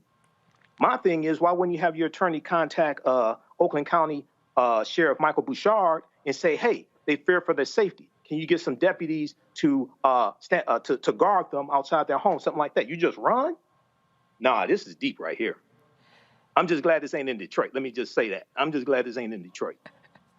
And Kelly, for you, so we do know that there's a lot of liability here, or appears to have certain liabilities on the parents, or just things that they should have done that they didn't do. But what about the school? What we do know is that there were several different red flags, essentially, that went up at the school as well. And we haven't heard much about the potential legal issues related to how the school itself handled this. It got to the point where there were students who literally did not show up on the day of this shooting because they knew in advance the potential of this young man to come in and shoot in his classroom. So this was not necessarily the most surprising or unplanned event. And the school had several alerts of this young man's instability. Yeah, and that's like what Michael Imhotep just said. This is a tricky case, because if you're going to charge the parents for negligence or, accessory act after the fact, what have you, whatever the charge it may be, you need to also charge the school. Now, I don't know if it'll be a criminal case so much as a civil one, because I don't know whether the it rises to a criminal case, but certainly a civil case is possible here. Because if you're saying that the school had notice, ample notice, and more or less evidence that they had a troubled child in their midst, then you need to consider the fact that they didn't do their due diligence either. And as a result, 4 young lives are gone because of the negligence of whoever was in charge of making those decisions that day. So I am curious to see how this is going to play out. I am also curious to see how, if at all, the charges against the parents will stick, because at what point is a child responsible for their own actions?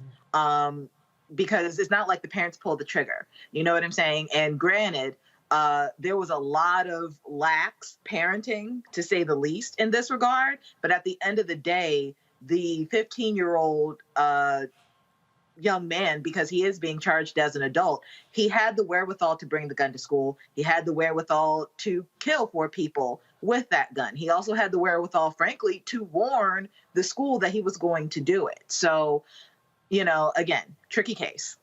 And Matt, I've seen your little finger go up a couple times through the corner of my eye. So what is your question? What is your comment? I'm struggling. I don't have a comment. I was just going to say, I think one of the things that you might see is you may see a conviction on a lesser included, which is basically where the prosecutor charges them with a higher crime and you have a conviction of a lower crime. And that might happen if a jury believes that the parents had some kind of cognizable negligence, or rather a duty that they didn't counteract. But I think involuntary manslaughter is going to be very tough for those exact reasons that Kelly expertly laid out. I know it's a serious case, Michael, but I mean, in a court of law, it's going to be tough to prove this one, I think. Absolutely. And guys, there's more to come on Roland Martin Unfiltered. Sunday is the 30th annual Double Dutch Holiday Classic. We'll have a preview. And later in our Education Matters segment, we'll talk to an educator who figured out how to lessen the COVID gap. Roland Martin Unfiltered on the Black Star Network. We'll be right back. Stay with us. Oh, that spin class was brutal. Well, you can try using the Buick's massaging seat. Ooh, yeah, that's nice. Can I use Apple CarPlay to put some music on? Sure, it's wireless. Pick something we all like. Okay, hold on. What's your Buick's Wi-Fi password? Buick Envision 2021. Oh, you should pick something stronger. That's really predictable. That's a really tight spot. Don't worry, I used to hate parallel parking. Me too. Hey. Really outdid yourself. Yes, we did. The all-new Buick Envision, an SUV built around you, all of you. Betty is saving big holiday shopping at Amazon. So now, she's free to become Bear Hug Betty. Settle in, kids. You'll be there a while. Ooh, where you going? Hi, I'm Vivian Green. Hey everybody, this is your man Fred Hammond, and you're watching Roland Martin, my man, Unfiltered.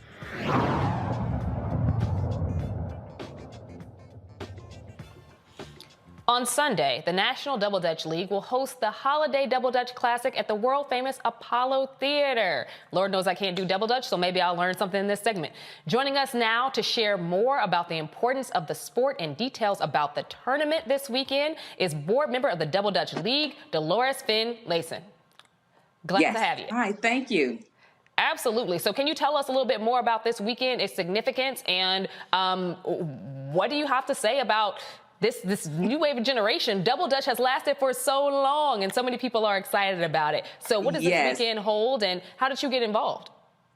Wow. Actually, I'm on a championship team. This is going back some years, of course. We were the first professional team.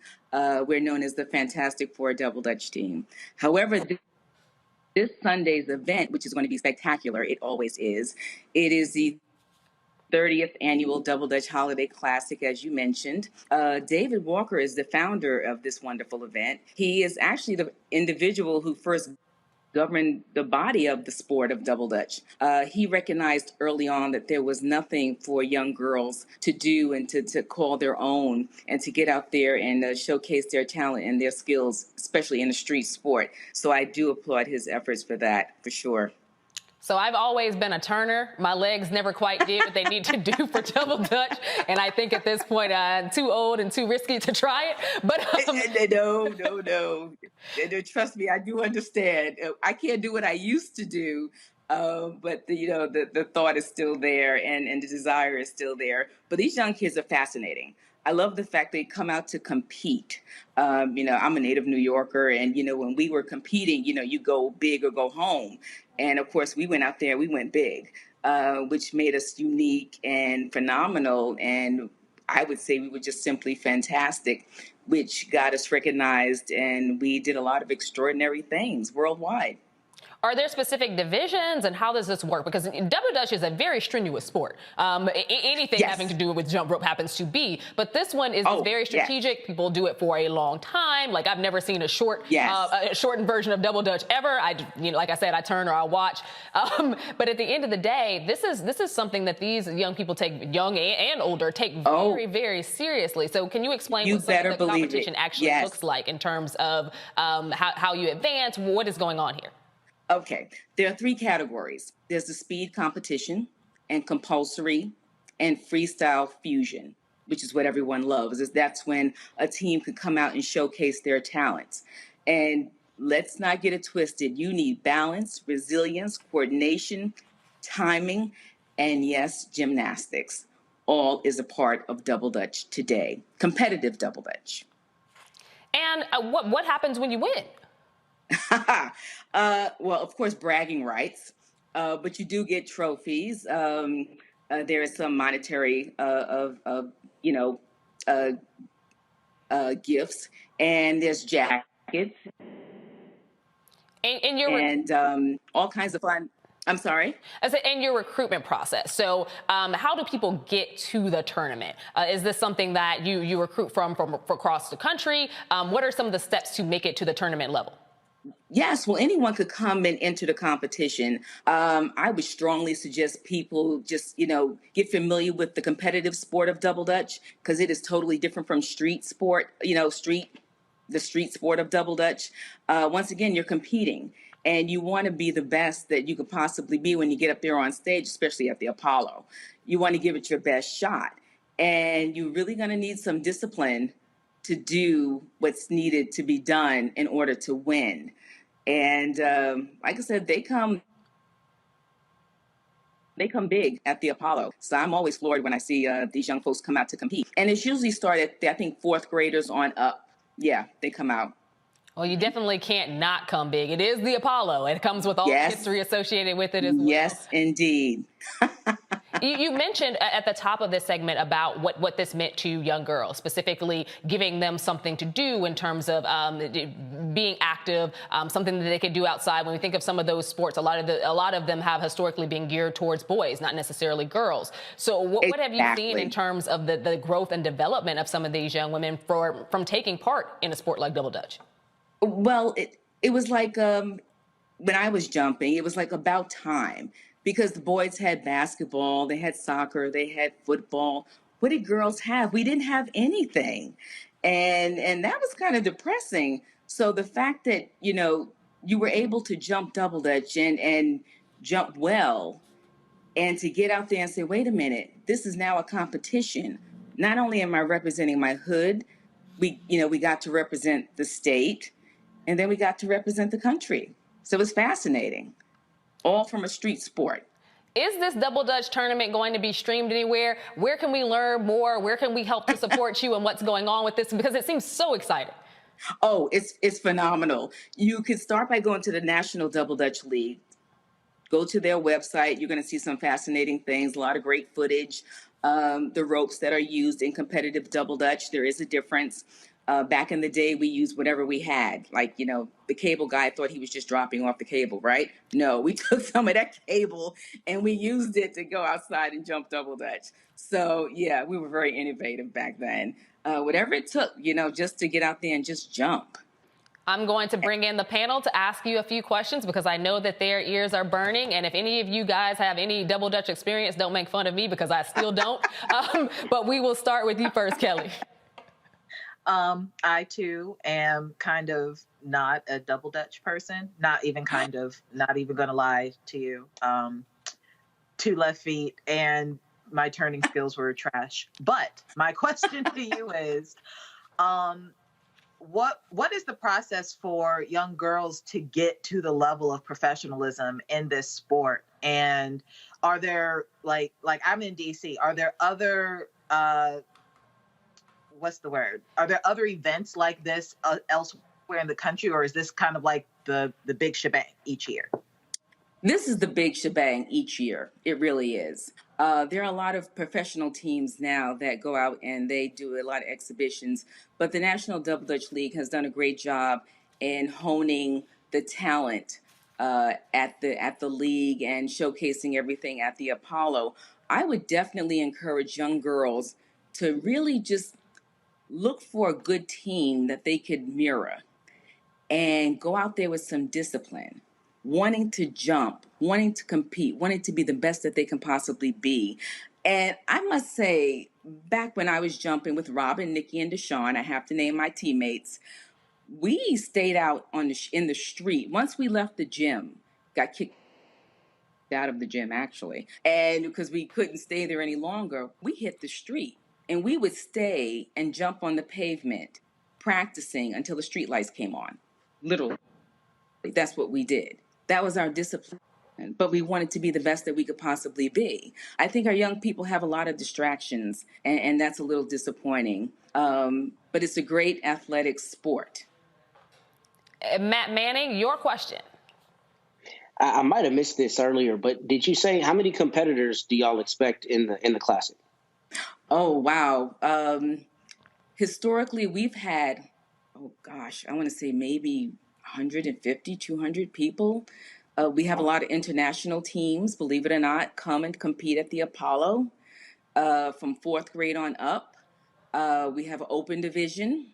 They're usually college students or those adults who just want to continue to jump and compete, show their skills.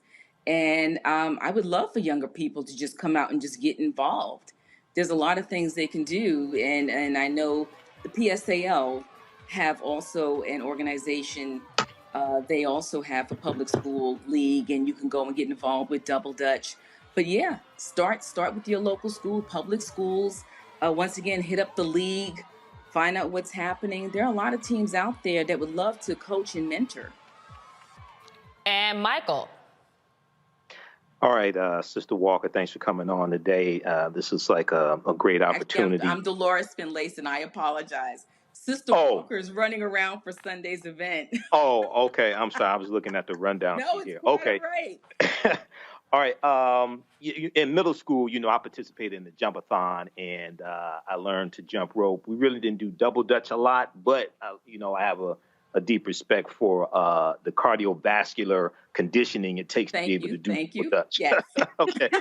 Very quickly, I don't know if you mentioned this or not, but can you talk about the origins of the term double dutch, and then also after people win the contest, things like this, are there opportunities for endorsement deals for athletic gear, Gatorade, things like this, guest appearances on TV shows, movies, etc.? What happens what's life after winning the championship? Life after double dutch, or after competition, I should say. Well, I could definitely use myself as an example. The Fantastic Four double dutch team, after we competed, matter of fact, we were the first professional team. We went on to do 2 McDonald's commercials, featured in a documentary. We traveled abroad, went to Germany, France. Went to various cities doing exhibitions. And countless other things. We performed at the 76ers halftime show. I could go on and on. That's what we did. Okay, excellent. And origin of the term double dutch, if you could quickly, if you don't mind. Oh, there's a little misconception about it, but I've heard the Dutch actually brought it to New York City and the sport of double dutch. And that is where I've known it to start from. But that's still a little suspect, I think. But of course, inner city kids taking the sport and just taking it to a whole nother level. Right. Okay, thank you. You're welcome. Absolutely. And like I said, I knew somebody on this panel was going to say it and, you know, talk about how well they were at this activity. I still feel horribly embarrassed that I am not only really not good at it, but actually horrible at it. But I am so thankful that you joined us and got to speak a little bit about what's going on. This tournament is fantastic. I'm thankful for the amount of young Black athleticism, as well as people of all ages who are taking part in this, because as you said, and I've seen it, it is a very strenuous activity, cardio to the 10th. So congratulations on your work. We'd love to have you. Thank you. Be sure to let us know how the tournament goes. And I will. Getting ready to go to break. But thanks so much. You're welcome. Thank you. Take care. Stay with us. You're watching Roland Martin Unfiltered on the Black Star Network.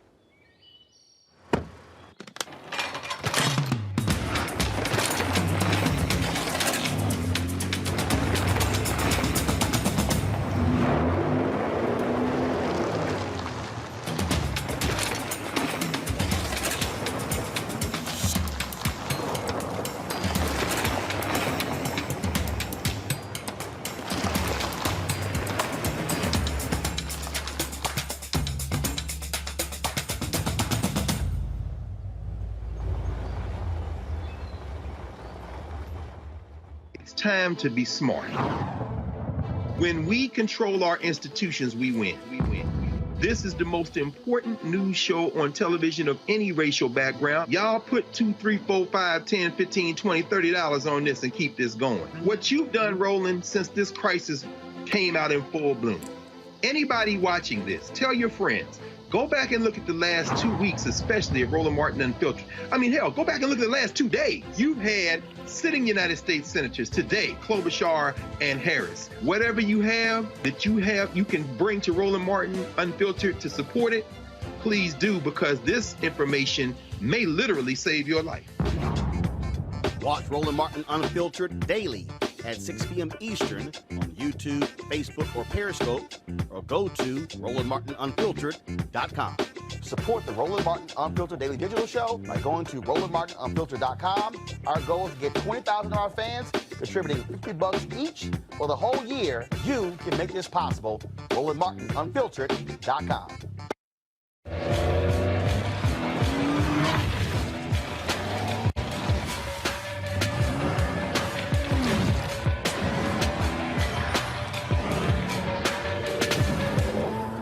Y'all know who Roland Martin is. He got the ascot on, he do the news. It's fancy news. Keep it rolling. Right here. Rolling. Roland Martin. Right now. You are watching Roland Martin Unfiltered. I mean, could it be any other way? Really? It's Roland Martin.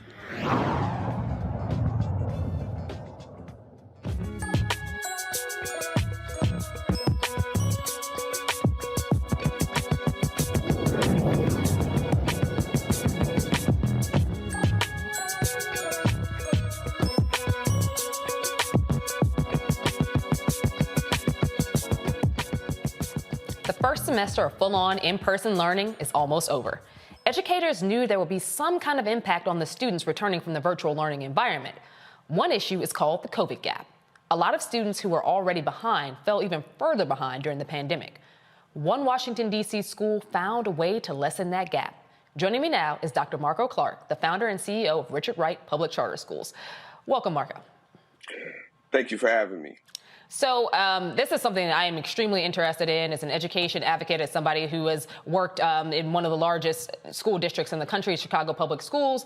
When I look at the learning gap as a result of students doing virtual learning, many of which across multiple school districts, over 70% didn't really even sign up for sign into their virtual learning courses. We learned that over the course of the past year. For students, particularly those who are already behind in some of our core subjects, reading, writing, math, the pandemic hit them really hard.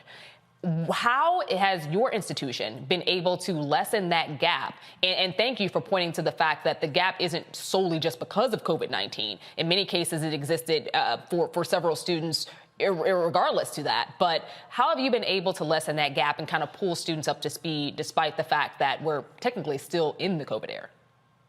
Well, first of all, thank you for that great question. And I want to salute first all of the educators who have, decided to do this momentous task of trying to educate young people and to step into this educational realm.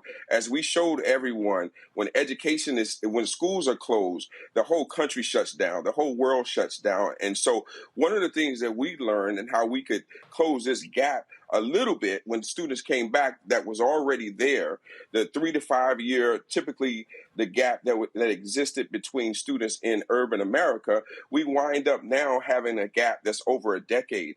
And so one of the things we did as a school is that we had to take away the fear. It was a reinculturation of changing the mindset of staff members and as well as students. You go from being able to be educated in your pajamas and just choosing to sign on or not sign on. And so one of the things we did is that we did house calls. We made sure that we were still knocking on doors as a school, that we were going to folks' houses, that we were giving kids rides to public libraries, even in the midst of the pandemic.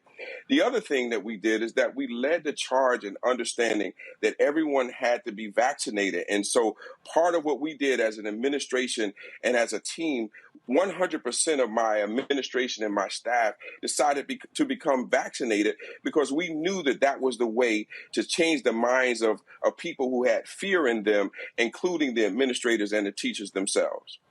Absolutely. And as someone who I led government affairs for a charter school network in Chicago, one of the hits that always comes down for those who are, in leadership or teach at charter schools is that a lot of what is done there would be very hard to replicate in your traditional public school. Though some of the things that you just named, I would argue are things that you could probably do in any school. So what are some of the lessons that you've learned along the way that you would like to pass to other educators or other school institutions, regardless of whether they're charter or community schools?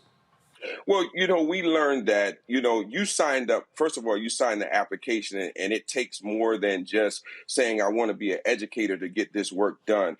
There are so many challenges that we are faced with as educators with this learning gap that we have that's only grown larger since this pandemic, that we're going to have to really, really dig in. And it's not just about bringing kids in and putting more time on task. There were some things emotionally that we had to focus on. We had to ensure that we had more mental health counselors, that we were dealing with people directly from the heart and not just solely talking about what would happen in their mind. We had to emotionally affect people with positive change.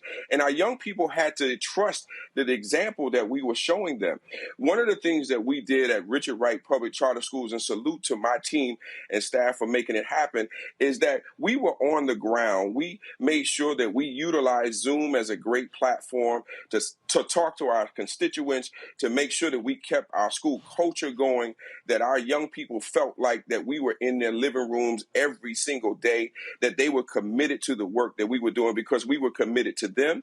We made sure that every extracurricular activity stayed intact. And if you can imagine having a football team do virtual or doing a reading club through virtual, we made sure that we did that because the connection is what's going to close this gap. And any educational system could do it. It doesn't take money. It just takes folks who were committed to doing that. And I salute those who are a part of my team because we got the work done. And that's the reason why our culture came back as strong as it has when we got back to in-person learning. Absolutely. I'm going to bring in my panel to ask you some questions as well. I'm going to start with you, Michael. All right. Hello, Dr. Clark. I think this is something really great that you're doing. And when I was in 8th grade, I took a journalism class at Drew Middle School here in Detroit. So I think that had a big impact on me. Could you talk about some of the success stories that you've had with students and journalism with your program and maybe careers they went on to have, et cetera? I'm excited to talk that because of the fact that we've had 100% of our seniors are accepted to 5 or more colleges and universities. And during the pandemic, we were able to get these young people into colleges, 5 or more colleges and universities per student.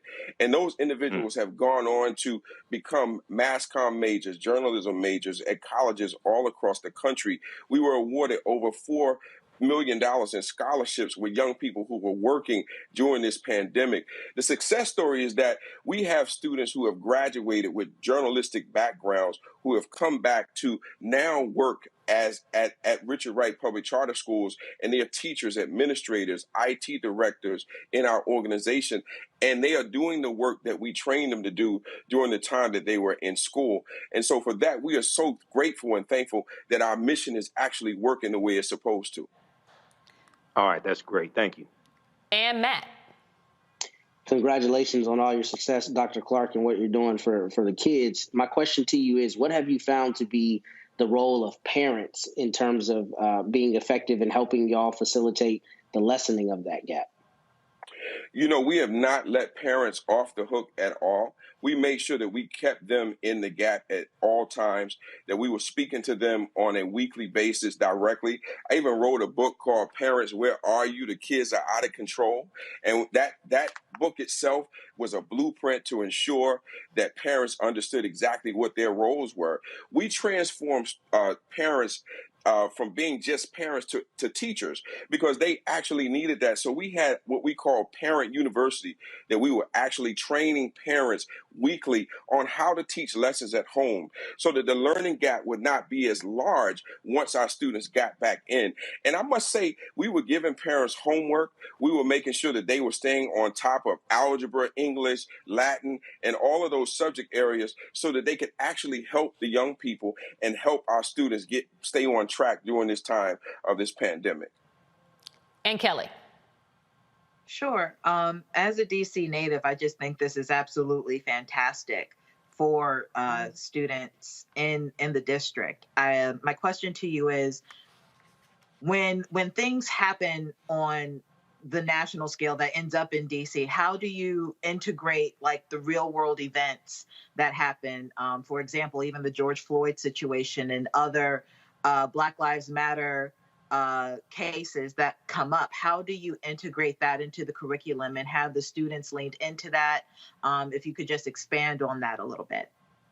You know, that is a great thing, that we're fortunate that we are a journalism and media arts school. So we practice the right for students to express their opinions and to be a part of it. We are located 3 blocks from the Capitol, so we were totally affected with the situation that happened, the insurrection at the Capitol. We were totally involved right in the middle of that. So our kids got a chance to see things right up close in front in their face, and they were able to see and write stories about it. So our kids' voice is important.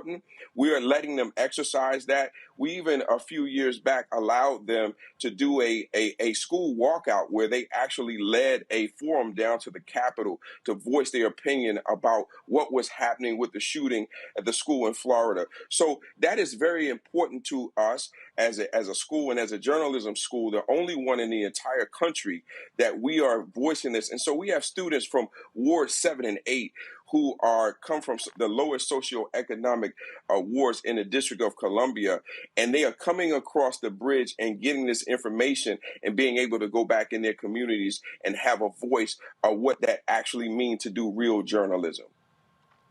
Dr. Clark, you are really raising the bar here. I want to thank you for all of your efforts, as well as the teachers and staff and administrators at your school. I think that the roadmap that you've laid out here can definitely be replicated for other schools. If they don't know how, they need to give you a call. But thank you so much for spending this time with us today. Thank you for having me. It's been a pleasure. Absolutely. Well, that's it for us tonight. I want to thank my panel, Matt Manning, Michael Imhotep, and Kelly Bethia. Thanks for joining us here on Roland Martin Unfiltered, streaming live on the Black Star Network. If you haven't done it yet, download the Black Star Network on all of your devices. It's really important, folks. If you would like to support us so we can continue bringing you the stories that matter the most, now's the time. I'm Amisha Cross. Have a great night and a wonderful weekend.